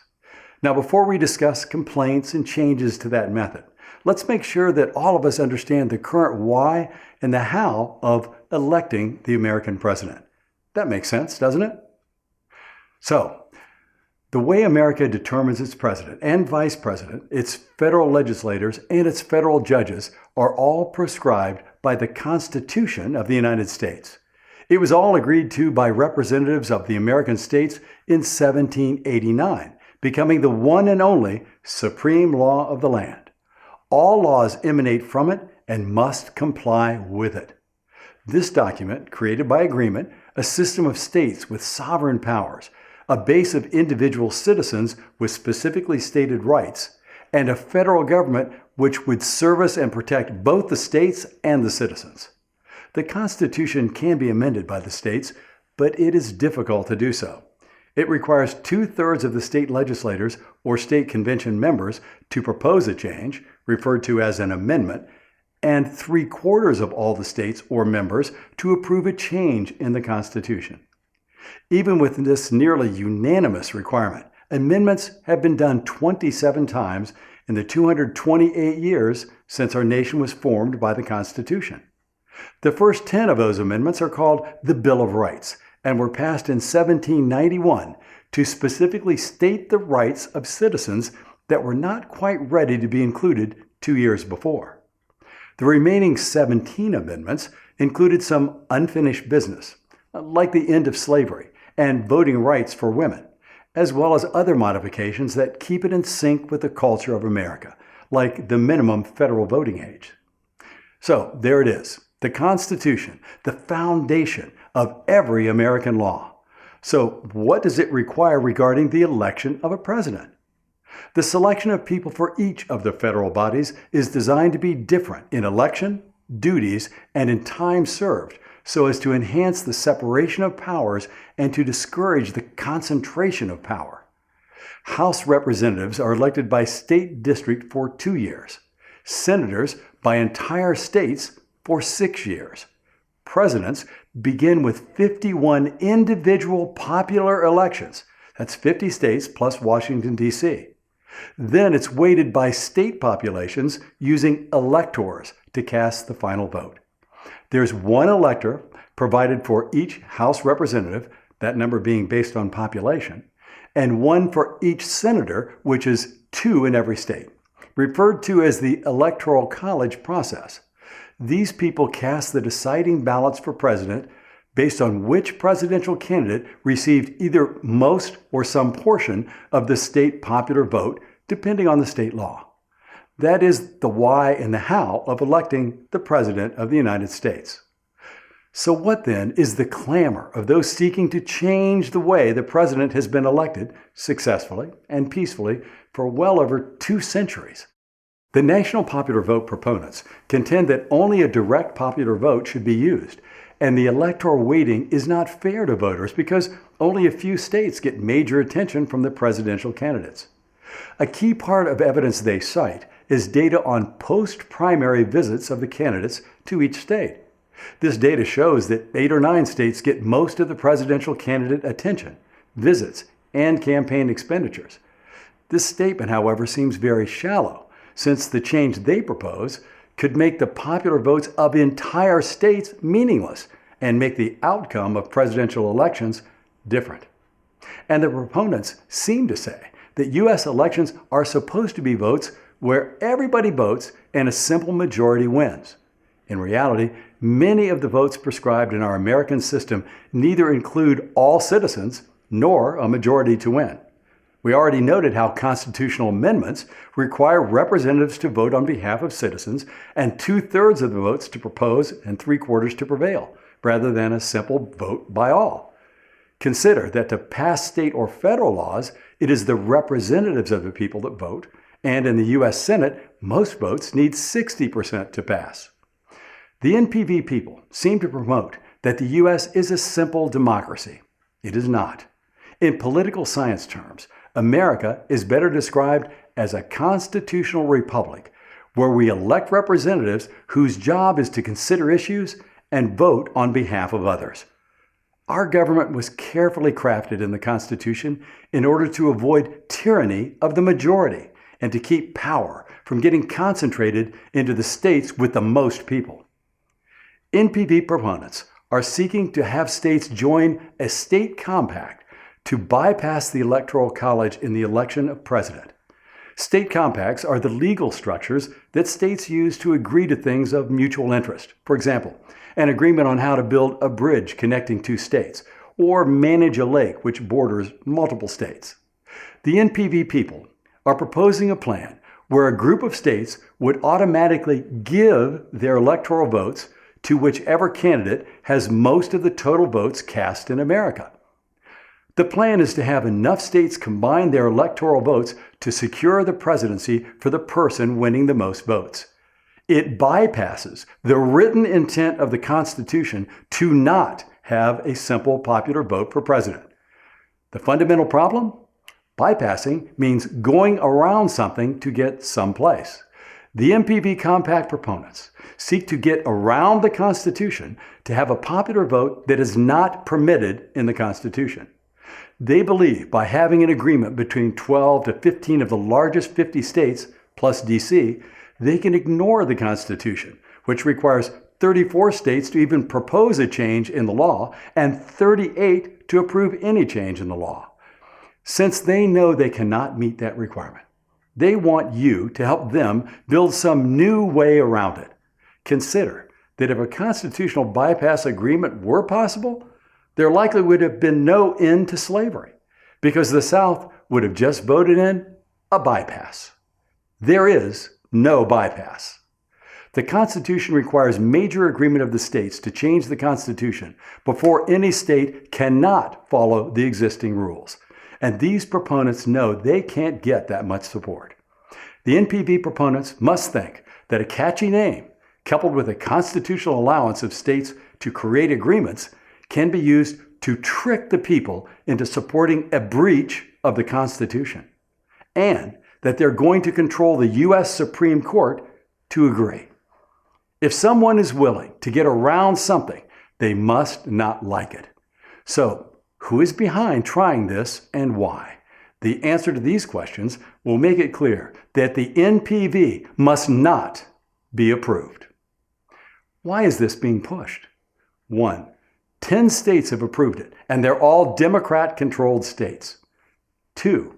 These 10 are led by the largest states with the most individual voters, California and New York. 3.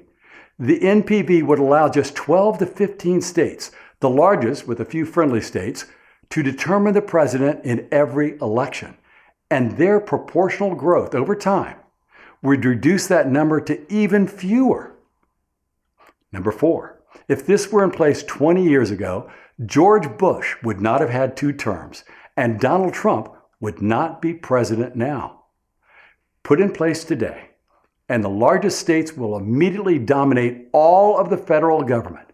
Put in place today, there will likely be nothing but a Democrat as president again, ever again. Who is backing this effort? 1. Ignorant, brainwashed, or anti-American voters, and we have them. 2.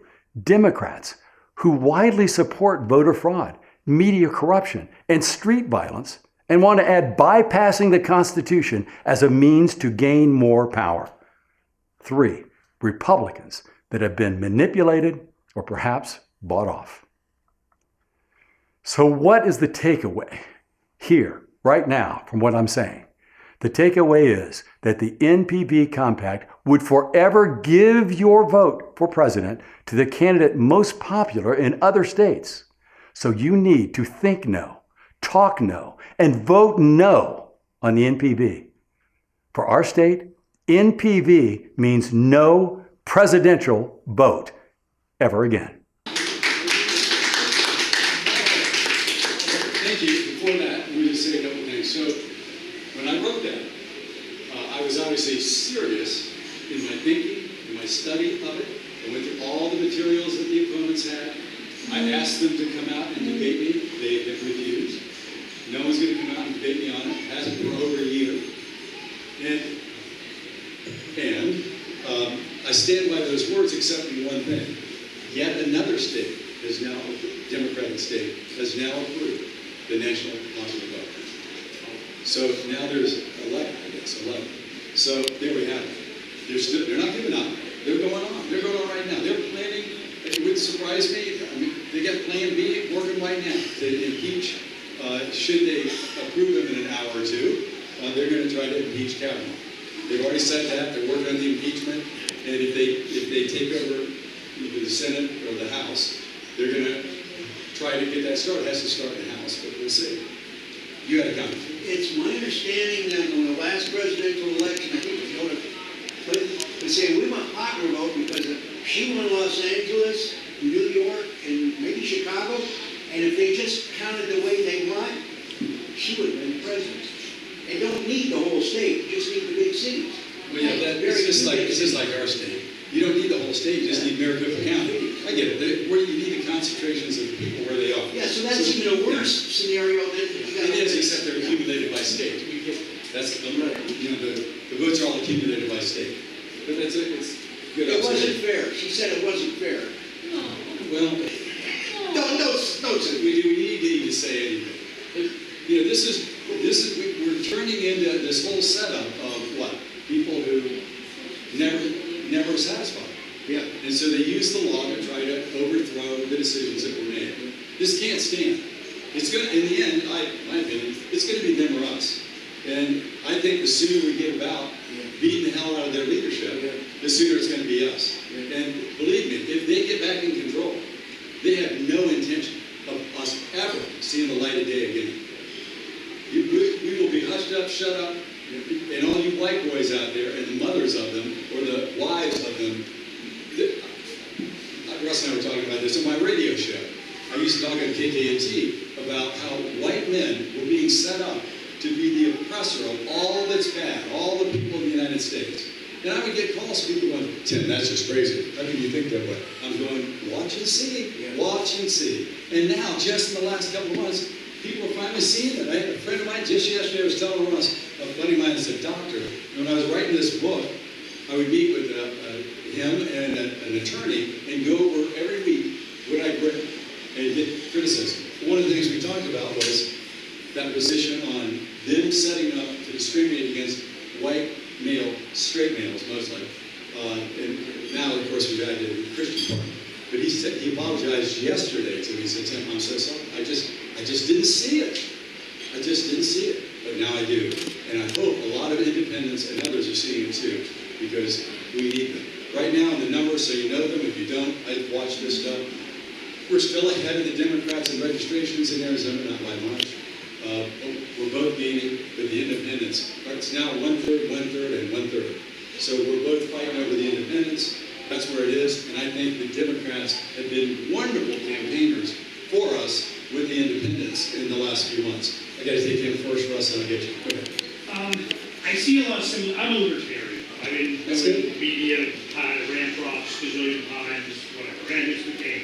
Ran against Shadid 3 times. I get it. 44 election law lawsuit all the way to 9th Circuit. Man, I get it. I want you to come on the show. We'll talk about it. I have a national show. We can do that. The con repeal and calls for national constitutional convention. I can see the same thing from a different side on this. There's still, it's a battle to maintain control, but all I want is a declaration that the only purpose of government is defense of my individual rights. Anything other than that, just go away. Well, of course, a lot of people would argue on that. And I look forward to that discussion. Con, what's your position on that? You mean Constitutional Convention? I like the idea of a Constitutional Convention greatly for this purpose. And oh, by the way, it doesn't mean in a Constitutional Convention you have to throw it up to anything. Anybody that comes up with something, no. It can be done with a tight agenda, with things on it, just like we do at county meetings and state meetings. You can't just throw stuff out and demand some sort of change. That's not likely to happen. So the argument you say is that if there's a con, we're to not worry about a runaway convention. You have to make it that way. you think that you can't? I do. And others do, but people argue about it. No, This is the nation, we argue about everything, that's okay. If we can't, you don't want to do it. You can't just, well, let's just throw the United States up into the wind and see how it falls. You can't do that. Why would you want a constitutional convention to do what? Well, I'm glad you asked that question because I have companies' books to buy. And in it, I have chapter after chapter on exactly how to do it and tighten it up for what? I got a radio show, I don't have to read it all, you come tell me. Invite me. I am. I get you a card, you give me your card, producer, contactor, boom, family good fun, we need to do it this week because the election's coming. I can do it. Oh, here it is, okay. So, yeah, I'd be happy to do that. So let's talk about it. National audience, we'll freaking do it up. And I'll be nice. Nice. You can't have my visa. You cannot have my visa. Here you go, sir. Okay, thank you. Okay, any other questions on the national popular vote from Brett Kavanaugh, I think? Okay, so Russ does. Go ahead, Russ. It's not a question, it's the statement that the people who insist that we live in a democracy, for those of you who insist that we live in a democracy, the perfect democracy, the definition of the perfect democracy would be a lynch mob. Think about it. Right. Yes. A lynch mob. Yes. Brown shirts. That is the reason we have a United States Senate, and we never should have passed the 17th Amendment. Do that. And we have an electoral college, just 3 minutes. So that's a good point. So, yes, the tyranny of the majority has always been an issue. It was with the founders. But there's another thing that's rarely talked about, but I think we should. How many people in here identify as Christians? As do I. And you know, so you're 2 Christians. Okay, good. I've been spirit-filled, don't speak. Right. Real, but biblical, not good. All right, I know. Okay. So I'm a Christian as well. So here's the thing. What's so important about the Constitution is that it delivers in the form of a nation the Judeo-Christian values that were, you could say they came down off the mountain, they were walked by Jesus, the founders learned underneath them from their tutors from Scotland, all that. But the fact, and all Western civilization is based on Judeo-Christian values. Many of us take it for granted. But if you look at the Constitution, as I have, in fact, I set up a bunch of Sunday school classes to link the Constitution to Christianity. Actually, Judeo-Christian, it's easier to say that way, but Judeo-Christian values. So they are one and the same. And why? The best thing, if you think about it as a Christian, or even a not-Christian, trying to understand them, is that in the Bible, God told us what to do and how to do it. Well, not exactly what to do, but certainly how to do it. And then he sprinkled one excellent thing on top of it. He said, that I give you free will. Yes. You can fail. And our country is built on those values. Free people in a free market, they have free will. We can't screw it up. And we're right on the edge. Right on the edge. So it's a fabulous design. Look what it produced. And I say this not just out of American Bible, although I have a lot of it, but outside of that, think about the nation that we're in. I mean, my family came in from another country. All of our families did. Maybe mine more recently than others. But this is a fabulous design. If any of you know Scottsdale Bible Church, it's 10,000 people strong. And I asked Jamie Rasmussen, the senior pastor, another Ohio boy like me, and I said, Jamie, so would you say that the founders were inspired by God in their writing? And Jamie, it's not this tall. It wasn't like, Jesus or anything. And it wasn't like the tablets. I said, that's not what I'm asking. I'm not trying to put it in a hierarchy. Yes, he said. I believe they were inspired by God to write that Constitution the way they did. Now, I'm just one person. He represents thousands. But I think if you think about it and study, you have to go, you know what? It's been a grand design, whoever you want to get credit for. But look what it produced in this world. The greatest force for good that there's ever been. Faultless? Absolutely not. As fallen as mankind can be. I used to be president of my congregation back in Ohio, and I would tell people, they would say, oh, Tim, I want to volunteer to do stuff in the church. What can I do? I said, thank you. You've been around for 150 years. We're a good church. But here's the thing. If you don't like to see the sausage made, don't volunteer to get behind the screen. Because people are just as falling behind the screen, behind the podium, the altar, as in front.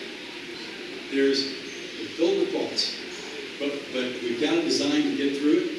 And today, in our history, people will look back at this day, this next hour, and say, it worked. Because it looks like it's gonna. I hope it does. Then I'll come around. Go ahead. Okay, 3 quick points. One, I hate mass Google and all that too, but the thing to do is start boycotting all day. Put advertising on them, put a Firefox browser, put no scripts, stop it with the scripting, and get them off the white list, and start boycotting all these agencies. Start boycotting National. That's just one way to deal with it today. So he's saying one way to deal with these high-tech companies that are discriminating is just boycott.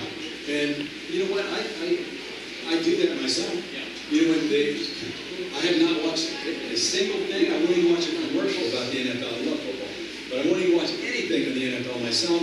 And when I was an early adopter, I had not the very first Cortez, but the very first model of Nike shoe was the Cortez. I bought 2 pairs. I've been a Nike all my life. I got Nike shoes now, but I'll never buy another pair for what they've done. So I agree. If we want to influence, that's a way to influence. If you said so, Saul Alinsky. Because Saul Alinsky wrote a book on how the minority should attack the people in power. The Democrats followed it. They're now in power. And if we want to fight against them, there are a lot of rules in there. They're kind of rude, but they can get the job done. And what you're saying is one of them. 2 more quick points. I believe the Constitution was the overthrow of the Articles of Confederation, and 100 years of war is what we had. The last point I want to make is you believe in limited content. How can you? What are your 5 main points that you want to your agenda? You can go briefly. Oh, there are many. But if you want to see them, go out to Amazon and look up the book "Ruling the Elite" or by Tim Horn. Either way, you can look it up. And you can look inside and see what they are. There's That could be a boy signs in in his book. Yeah. So now, I mean, it's that you can I have a book on Amazon. on Amazon. You can look inside. You don't have to buy the book, but you got a limited time to look inside and see if it's what you like. I already talked to you a second. Let me go down here first. I'll come back because you already spoke. Yes. While watching Jesus Christ Superstar, the movie, I came across this idea. The Romans were against Christ, right? I mean, they crucified him. Well, there's arguments there, but we didn't really. Yeah, but Rome never died. Rome moved to Britain. We're under the same rule now as we were 2,000 years ago. And they split the power in between the banking system in Britain and Rome is the Catholic. And this country is the military for that. So that's how long we've been subverted. Well, that's not an unfounded idea. I mean, there are other people who agree with that. I think it's reasonable. I don't know if those are the main drivers, but sure, we are, if you get rid of the detail there, we are today what the past was. We're part of that. Whatever is brought forward, just like 100 years from now, those people will be part of our legacy. That's why it's important that we do it right. So I'm not negating it. I'm just saying, yeah, history matters, right? Back to the constitutional form of government, it's either Isaiah or Jeremiah, I don't know.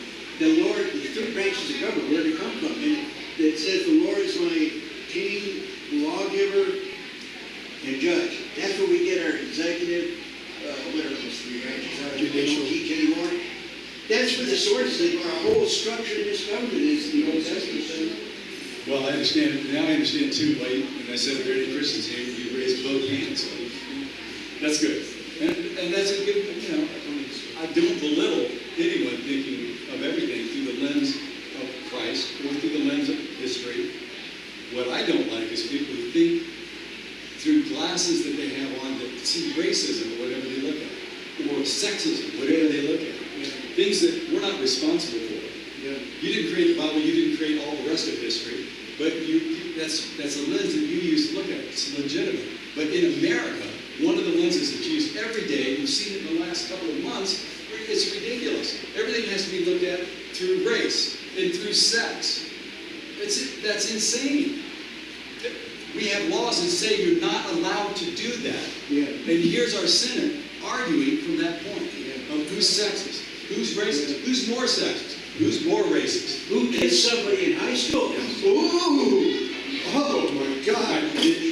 Did any women in here have boys when they were, say, in their teens, trying to take their blouse off? Did that happen with any women in here? She just smiles. Yes. Of course. I asked a woman, I don't know, Lynn Breyer. You guys, a lot of people in here know Lynn. I asked Lynn, I said, Lynn's what, 75? I said, Lynn, did you ever have boys trying to take your blouse off? You said, did you know what? I sure did. I said, okay. I wasn't complaining. No. She said, I would have been complaining if they hadn't. And she said, and I also knew my job, which was to say no, which is what I did most of the time. But the point is, she said, that people have forgotten we're wired this way. Yeah. Men and women are wired to be this way. And, the Democrats want to argue all these other things, but men and women, I saw this somewhere. This is our Supreme Court Justice going, Abraham Lincoln grabbed my ass in 1862. Renee, that's funny. Thank you. That is funny. I actually came out 2 weeks ago and said that Nancy Pelosi, when I was 15, I was hitchhiking, she picked me up and stuck her hand down my pants. Do I deserve to be hurt? Something tells me nobody gives a damn about me saying that. Now, if I'd have said it about Kennedy or whatever, and I was a woman, well, they would. And unfortunately, my gripe, and one of them I have in here, is we have the politics of favor, President of the United States. We cannot have politics of favor. It is illegal, and the biggest people that go against it and are criminals in it are our own government. They use it against us all the time. You can't discriminate against them. Change your business. We got to have people that don't even know how to fly in the cockpit. Russell's just telling me this. Yeah. Because she's a woman or a black or a Hispanic or somebody else, Croatian or whatever. That's more important than keeping the plane flying when you got 100 passengers in the back. It's insane. Yeah. And it is illegal. Imagine, just close your eyes and imagine there was a country that treated everybody the same. Would that not be great? Because it ain't here. I've been discriminated against my entire life. I've been griping about it since the first time I couldn't get a job. I lost my job because I was 18, worked my way through college. I had an athletic scholarship, got hurt, had to start working my way through college. I'm working a job, did good, but then when I came back for the summer, over the summer, it was in North American Rockwell, built OB-10As, planes, and they said, we can't hire you tonight. Why? I'm a union guy, I'm a B-man. I get hired back. I said, well, we're only hiring women and blacks, that's it. I said, but I worked my way through school, blah, blah, blah. Did I do anything wrong? No. And I brought that up in an elective class, not an architecture, but an elective I took. And it was a social conflict class. I like that stuff, So the woman who taught it raised my hand and said, I think there's something like reverse discrimination. Yes. Because it happened to me. Now, this was 1969. Yeah. And the woman said, what? And I repeated it. She said, there's no such thing as reverse discrimination. I'm going, well, what would you call it? It didn't happen. No, it did happen. What would you call it? I don't know. Next. Yeah. And she later told me, if you want a bad grade in this class, just talk about that again. Yeah. Of course. Yeah. Renee, did you have something? Russ, air traffic controllers testing. Oh, yeah, I know that. Yeah, he's going to talk about. Well, just briefly, because I have something else I want to say. Tucker Carlson, several months ago, came out with this business how the air traffic controllers used to be hired on the basis of their qualifications, and now it seems as though that's changed 180 degrees. It's according Not how good they are, but how bad they are. How little they know, and that's the kind of people that are running the air traffic control system right now. Okay, back to something else. What you were talking about, Tim, was a violation of the Equal Protection Clause of the 14th Amendment. That's right. Number one. Now, and all the amendments are same as the Constitution. Now, one of the less big selling points is equality. Now, I'm here to tell you that equal men are not free, and free men are not equal. Let me say that again. Free men are not equal, and equal men are not free. The only place you have that kind of equality is in anthills, beehives, and in prisons. And in all three of those places, you have a caste system. Yeah. So that's where we are. Now let's get back to Kavanaugh. All good points, and we conservatives could go on for days trying to figure this all out. I don't know all the answers. None of us do. But we're going to have to live with it on an unfolding basis. Let me just make this point first. So I do want to talk about Kavanaugh, and I want you to think about this Kavanaugh thing as one of the long balls that the Democrats are trying to hit. And we'll explain in a second, but I guess you had a question. Well, it's on Kavanaugh. Are you aware that Kavanaugh has voted against the Fourth and Fifth Amendment consistently in his lower court decisions? Those issues don't matter anymore.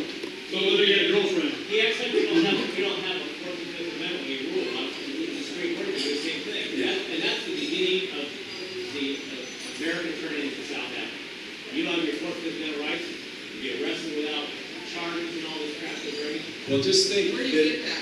Where do you get that? I don't know if he voted against it. Just consider that that wouldn't be subject to change. If conservatives have a majority, we might be able to change that. The Fourth and Fifth is being conservative. If it's not the Fourth Amendment, it's not the Bill of Rights, it's not conservative, it's not only conservative. I just said, he's going to be part of the majority in the Supreme Court. We'll be able to get that change. So it's a possibility. I don't know. But I think we'd all agree. I just had a conversation with somebody yesterday. They were trying to sell me Alexa for my house. I'm going, why would I want them to be listening all the time? Right. Give her your Samsung TV. Yeah, why would I want that? Yeah, why would I want them? So the point is, if you've not seen it, go see Citizen 4. I think you can still get it on Netflix right now. Most people don't know that Snowden, before he came out and told everyone the reality with the proof that the government's recording everything you say, everything you write over the internet. They're recording it all and storing it. Now, out in Utah, all those big buildings, imagine if there was an order suddenly that said, you know what, you can't spy on the American people anymore, get back to your other job, spy on everybody else, but you can't, except the only American people you can spy on are all the representatives. Yeah. Everybody that's elected, you can collect all the information on them while they're elected. Do that. But nobody else, no other time. Again, a long ball effort to free Americans from the tyranny that is coming, not just what is here. Because, as you're identifying, there's more to come. So we've got to stop it now. We need to have privacy of our papers, privacy in our lives, not a government storing up information so that whoever's in charge can pull it out and use it as a hammer to beat on you with. Imagine the same thing happening. This has been going on 36 years from now. The guy's trying to get to the Supreme Court, or a woman is. Well, wait a minute. On this particular night, 36 years ago, it appears like you were in 3 different beds with 3 different men and 2 different women within 2 days. You should be disqualified. I was only 17. Yeah, but you say you live this clean life, you're a whore. It could happen. Just like it now, men are not in favor, so it's bad. Yeah, it could happen. Yeah, women wouldn't do that. It will happen. No, I mean, he's under 18. I mean, who cares? Yeah, don't all the liberals sit there and go, oh, he's just a child. No. No, they would say, he was 2 years and 600 and some days older than that other woman. He took advantage of her, but it gets worse. So that's what I was going to talk about. So the underlying thing, we are talking about Kavanaugh. So here we go. Yes, here's Kavanaugh. Okay, let me say what I was thinking about Kavanaugh, and then you come back and say what you want to say. You know what question? Guess who was the judge during Vince Foster's You don't never ask questions. I don't know. Kavanaugh. For Vince Foster? Yes. Yeah. Well, he was a Bushie, right? He's a Bush guy. Yes, he's a Bush guy. Yep. But you know what? Here's the thing. The law says the president has the has the rule, the duty to establish that next guy. He's doing what the law says. All the states agreed to it. We're just one of the voices. It's not a democracy. He gets to choose who he wants. That's the law. I just hope I can only say this. Thank God it's not Hillary. Thank God it's not Hillary. Thank God. Yeah, because it would be a lot worse. Okay. Kavanaugh? No, I thought we were going to have some more questions, and then you were going to. Okay. This is the last question, and then we're going to talk just about Kavanaugh. A couple of very brief comments. Any questions? There are 10 questions. Very often we hear that we need to get back to the original intent of the founding fathers. Well, the founding fathers thought slavery was okay and women should not go there. Now there's a split on that. Yeah, there's a split on that. Jefferson and Adams, they hated each other over it. Sir, it was a good presentation, very interesting. But here's the thing. When originalism doesn't include that because the Constitution has been changed. As you know, the amendments were put in place. All the amendments are same as the Constitution. When you read about the amendments, that's what they are. They're extensions of the Constitution. So the Constitution today says, no, women are to be treated equally with men. So there's nobody that's going to go back to, there is no original Constitution. There is the Constitution. And the Constitution includes all the amendments. So. Okay. Next brief comment. Frankly, sir, I think that you and some other folks here laughing about sexual assault. Who's laughing about sexual assault? Real or imaginary? We're not laughing about real assault. Imaginary assault is a joke. I'm a little sensitive. I'm gonna laugh at her because she's lying. Do I have the floor right now? I'm asking a question. Okay, but You still ask a damn question. I'm a little sensitive to this, sir, because my wife was raped in a foreign country. I couldn't do anything about it. Is everybody here in favor of rape? No. Yes, I was raped. So You what? are walking, talking. Can Can I have the floor for a minute? You were walking, talking, and everybody else here laughed about sexual assault. Walking, Not talking, real. proof. Why? Like I haven't been Old. sexually assaulted. Can I have the floor, Vaughn, please? You are walking, talking, Okay, that's proof. 4 times you're Why? saying. Tell me why. I'm trying to, sir. You are walking, talking proof of why so many Americans are sick of old white men calling the shot. You know who Michael Kielski is? No, but let me just tell you this. Because you're a walking, talking, ignorant person. I've been sexually assaulted 4 times. 2 by gay men and 2 by women. So don't tell me about sexual assault. Now, I'm sorry about your wife. My sister was sexually assaulted too. There's no man that likes rape because every woman has a father, a brother, a son. That's a bullshit statement. So don't be telling me that. Because what I was laughing about was a joke. Some things are funny. If you don't have a sense of humor, then shame on you. You need to get one, man. Shame on you, sir, for talking about rape. I'm not joking about rape. Here's an idea. Nobody wants to say anything bad about women, but here's what Winston Churchill said about women. He said a good speech is like a woman's skirt. It has to be long enough to cover the subject matter, but short enough to keep it interesting. Now that's cute. And it's funny. It doesn't demean women. If you think it does, that's your point of view. I got it. But don't expect me to have your point of view. It's America. You made your point. You made your point. We're all bad for laughing about rape. But nobody in here laughed about imaginary rape. There's no longer a Russia, Trump witch hunt. It's now a bitch hunt by the Democrat left. Right? Okay, so let's talk about that. So now we're on Kavanaugh. Here's the thing. So it's my contention, and others, we're beginning to think about this Kavanaugh thing, that, and this is from a study, there's a focus on female perpetration of sexual crime that makes people think that women don't do things like that. They're not part of it. They don't egg it on. They would never do it themselves. That is the point of view, which is ridiculous, that the left is voicing, so that you can get a woman like this Ford woman who comes up, and her story may be true, she may believe it, I don't know. But what I do know is she came up with what appeared to be an artificial voice of a little girl with glasses so dirty, the only thing I can assumed it was on purpose, so you couldn't really see her eyes very clearly, because you can tell when people are lying usually, and you can look at their eyes, who put a Coke front and center between herself and the camera, wearing a blue dress, a la Anita Hill, because it was all about the pubic hair and the Coke can. Do you remember that? Yeah. You think any of that was organized? Of course it was. It's not coincidental. And she takes the Coke and moves it over directly in front of her and the camera. So, there's so much in this orchestration, and that's not to say what she believes isn't true. I don't know. But the facts don't show it. And we're still a nation of facts. That's what we are. And that's what's probably going to win the day today. And all those people arguing had already decided no. They told everybody no before she even came on. I'm voting no. But they wanted somebody else to vote no. And they wanted the American public to vote no. And so they pulled what looks to me like a scam. Now, other people may not think that, and that's fine, because it's never really going to be proven. However, I would suggest this.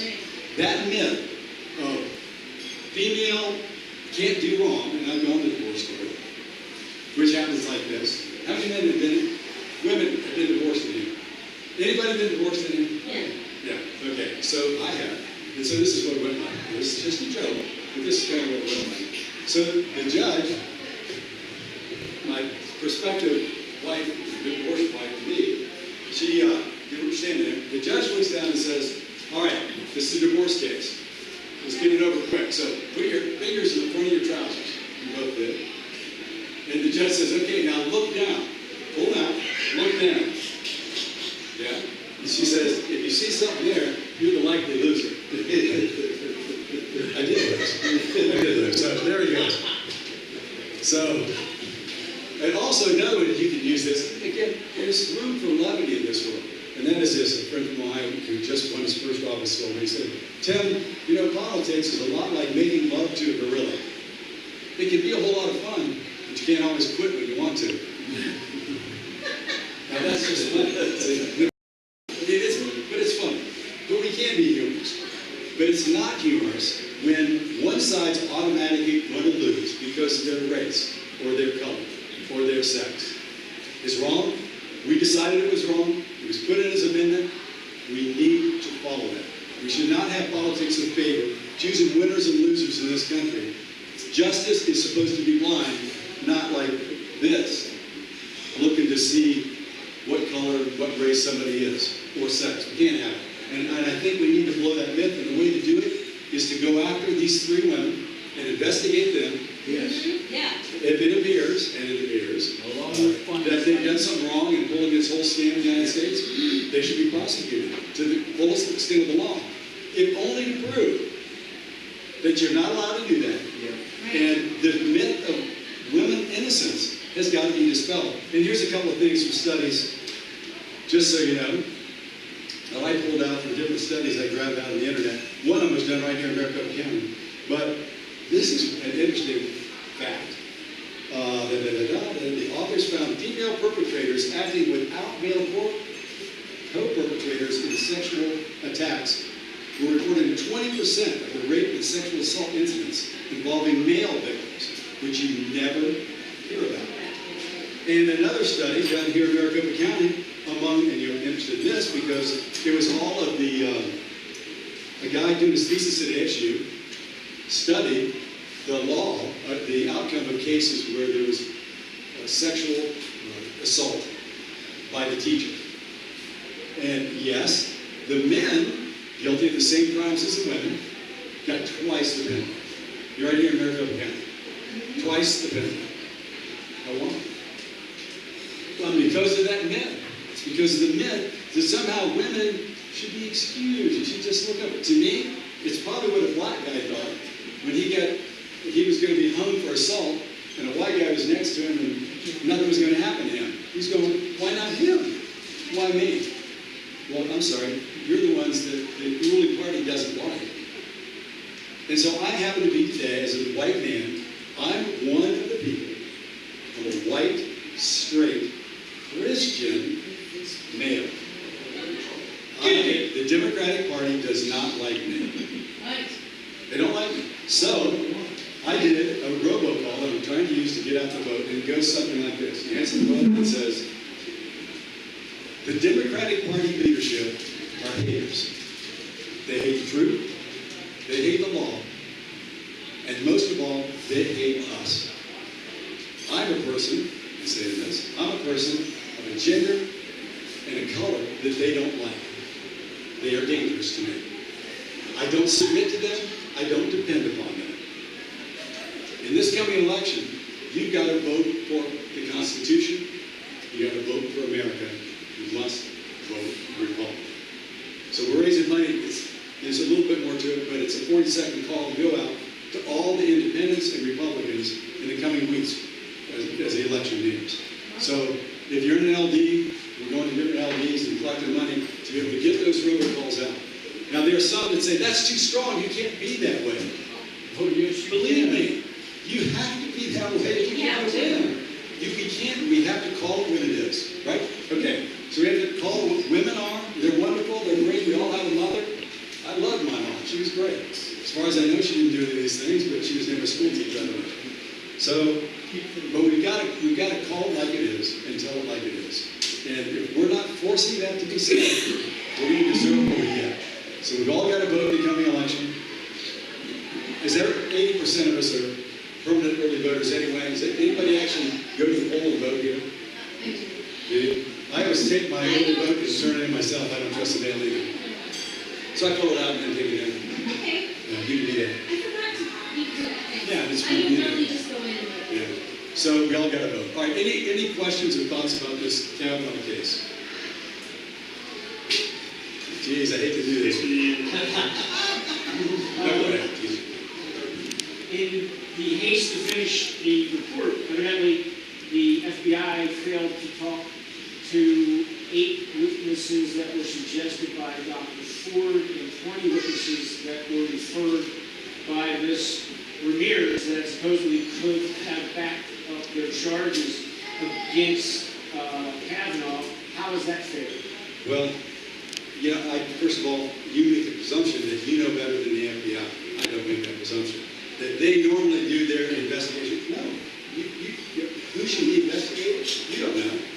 None of us in there do. So I'm not in the FBI. So I can argue, you ask my opinion, that's mine. You gave yours. Here's what I think. I think in investigating these women to find out why they did this, what money flowed, why did she happen to have Clinton's attorneys, why all this happened, who instigated it, who's paying the legal fees, all of that needs to be investigated, and your points should be fleshed out in that investigation. So it should continue against those 3 women to find out what the heck they were up to, if anything. And if it turns out, oh my God, she did do what she said, then that's up to the process to impeach, which the Democrats have already launched. So you're just blaming the victim. I'm not blaming the victim. She's not a victim. Well, you have a way of just taking. He's our friend for years. He's been doing this for a long time. You just got to get used to it. Just so you know, wait a minute. Just so you know, you might like me because of this. I used to be in the SDS. I know what the left is like.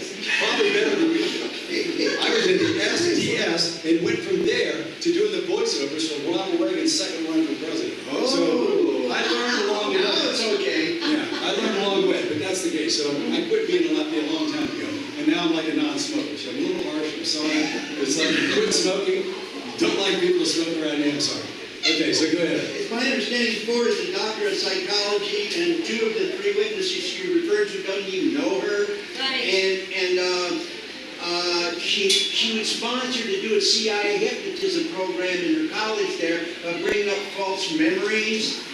And how come during the thing she's always asking her attorney on her left what the answer is? I mean, I think it's because he's the one that fogged her glasses for her. I'm not sure what's going on there. But here's the thing. Now the Kavanaugh guy can't teach at Harvard anymore. His contract. It's all bad. Here's the thing. It's only conjecture. How many witnesses there are all. We don't really know this stuff. And so I think it should go on. We should find out more. Because this has been an outrage to take all of our attention away from the Russia probe for weeks now. Oh, yeah. Or the Clinton probes that doesn't exist. So but seriously, we need to carry on with it and look more closely so that it doesn't happen again. This has got to be stopped. I mean, you've got states out there, these sanctuary states and cities, and everyone's acting out against the law as if it's okay. Yeah. It can't be that The way. news media tells us it's okay. They wouldn't if we had certified news. You don't like propaganda, I can tell that. Go I ahead. really hope you'll respond to the producer's email, because we'll have a pleasant conversation, and you'll share it, and it'll be a great conversation. Okay, fine. I wanted to give some positive spin on a lot of this, because from a different perspective. When you're talking about the internet, the censorship, and the elimination, we've been going, those that know me, I've been screaming this for years, here it comes. Thank you. When it happened, we were like, look, we're not going to invest in a lot of new, using movie clips and songs, this, everything on the videos that we do and such, because they use that as justification to take it down. So we've been looking for when the decentralized internet comes to bypass all of this.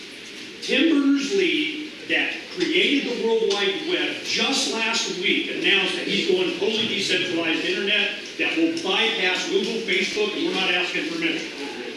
At the same time, there's another protocol called interplanetary file sharing that allows for you to have your own servers in a network that totally, where we thought the internet was going in the early 90s. When the World Wide Web came, a bunch of libertarians went, look, here it goes. We're going to go through this, and you're going to get notified. It's all NSA. So I just got a text while we were sitting here, found some used Dell servers that we can get for $600. We're doing ours, and then in Maine, in California, and we're joining them. We're going to have we're already setting our studio up. We're going to where they can't take it down.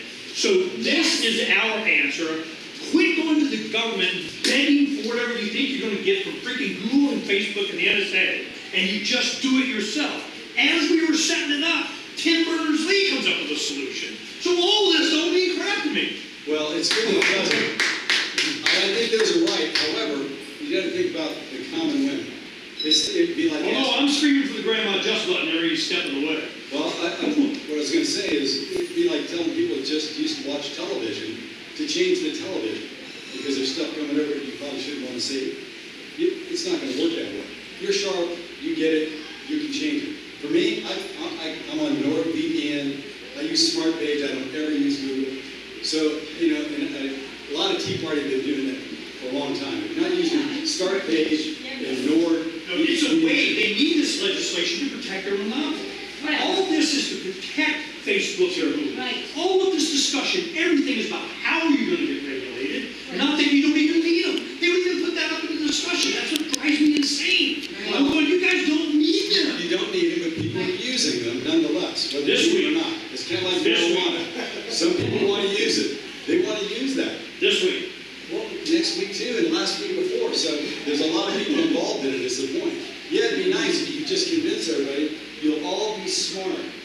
That's not going to happen. Above the grid. Yeah, well, you go out to Tor, right? You can go through Tor and do whatever you want. But most people are not going to go there. They don't even know what it is. So, okay, it's coming. It is coming. So we're making progress, but we're living through today.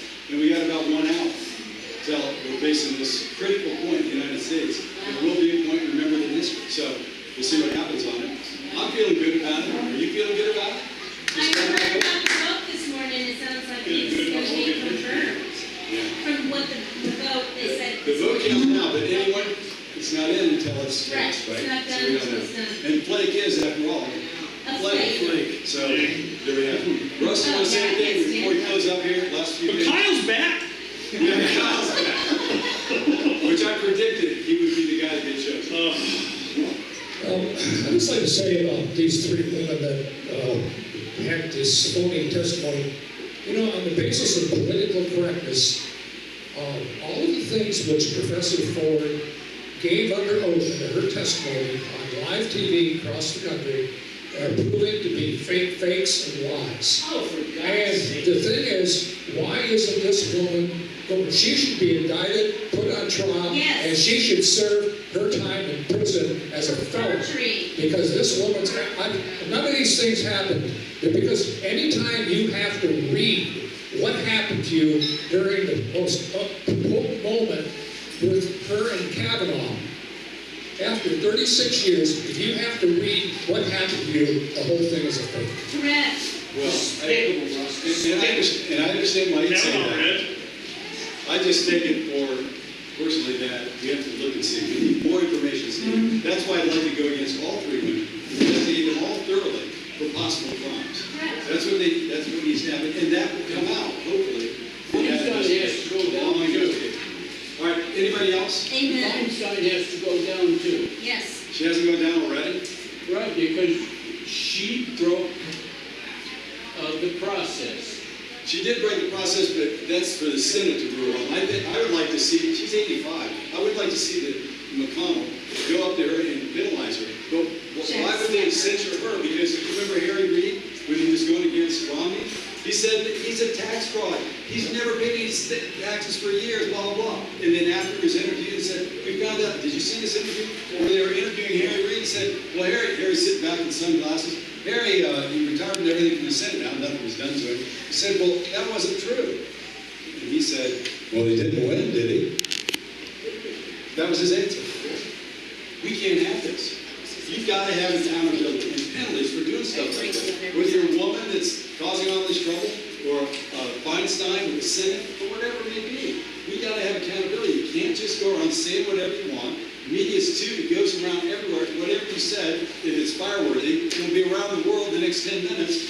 It's too much. We've got to have people be accountable. We've got to have companies be accountable. We've got to have our government be accountable. Don't listen to us. Don't spy on us. Leave us the hell alone. We've got to get back to that. Conservatives have to get back in control. We will. But it's going to take a while, and it's not going to be a straight line. So we got to change the language. Well, the Bible law should be changed. I'm with you. We can go over it. And there's even more in this nice book called Ruling the Elite. It's a great book, available on Amazon. But there is a plan in there that identifies all these problems and what we can do about them specifically. So if you want to have food for thought, I've got people that called me up and said, yeah, I read the book to your kids. I got a picture yesterday from a woman taking a round-the-world cruise with her reading my book. I thought that was pretty cool. Do you have any copies here, just by Well, it just happens that I do. And in case I don't have enough, I have more in the car. Good. So if you, seriously, if you do want one, I can get it, or you can just get it on the Thank you, Russ. And we're going to close up here with a final comment. Last question. Discuss Operation Mockingbird in your book? I did not. Why not? That's the main thing that's going on. Well, I had to limit it to 360 pages, all everything, bullets, Yeah, but bullets. Operation Mockingbird is why the media is the way it is today. It's a CIA run. I do mention a couple CIA things in there. I mentioned other things you probably haven't heard before. Like I was still a Democrat then, and I'm standing next to Henry Wade, Roe versus Wade, in his office, which was about twice the size of this room, and looking out over the memorial for Kennedy. Again, I grew up as a Democrat. Even in the 7th grade, I was for Kennedy. And I looked out and I said, what a beautiful memorial it was, such a day like this. And Henry Wade, big rotund guy with a cigar, goes, yeah, I'm glad that son of a bitch got killed here. And I'm going, it's just out of graduate school, looking at him going, he is a Democrat. He did kill Kennedy. Who knows? But that's in the book. And some other stuff. For example, one of the things I had in there, I was threatened by some Democrats once that I'd never work in architecture again if I didn't go out and make this presentation the way they wanted it to be. Didn't matter what the truth was. There were people involved that you don't know about that own this property, and if you mess with them, you don't know you're messing with them. And the guy looked at me. I didn't say anything. He said, never mind. He went out and dismissed the whole meeting. He said, we got to go. We got to close. We can't. The thing is, we're going to do it on this way. That's it. We'll get back to you later with the details, which he didn't. He never called on me at all. So there's some other things in there that I say because it's true. They will hurt you. They will hurt you. And if you don't think people have been hurt, when you're talking about most power, the most money in this world floating around that city, they hurt and they will hurt. And it ain't over yet. So it's a long fight ahead. So be down for the struggle and be down for this election. No matter what you do, don't fail to vote. And if you have any question about who you vote for anybody other than a Democrat. And you'll be on your way to making this country right again. Because unfortunately, that party has been sold out. And opinion, that's why I loved it, and that's why everybody should do it, including all the gay people that are just walking away. I don't know if you know about that, but a bunch of gay people are just, their thing is just walk away from it. Walk away from it. So, that's it. Thank you.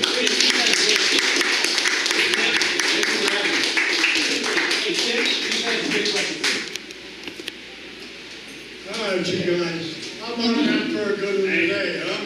Any of these laptop stickers, you guys, before I put them up, grab a couple. Ernie has a bunch of good stuff for you over there, and check it out. For anybody's left here, we got some books to give away. If you're still here, how about ticket 2827? 2827. Gotta be your win. 2827. How about 2835? 2835. 2837.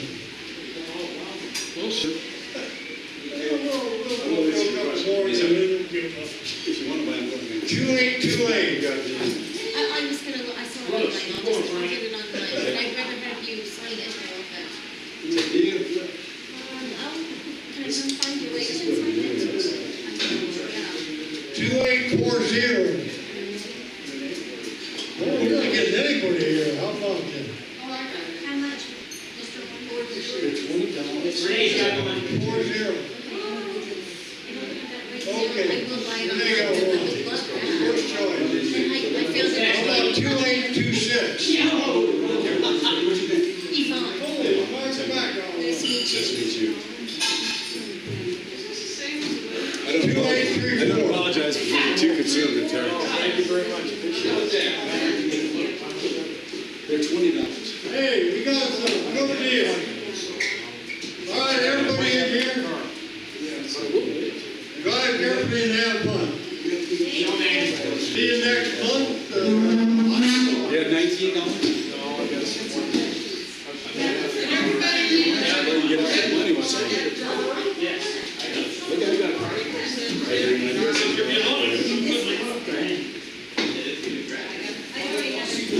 Give them the credit.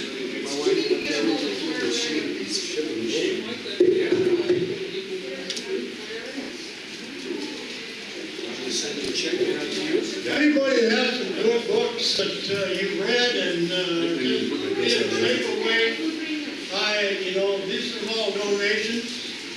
How about sharing them with the rest of us? Thank you. Thank you.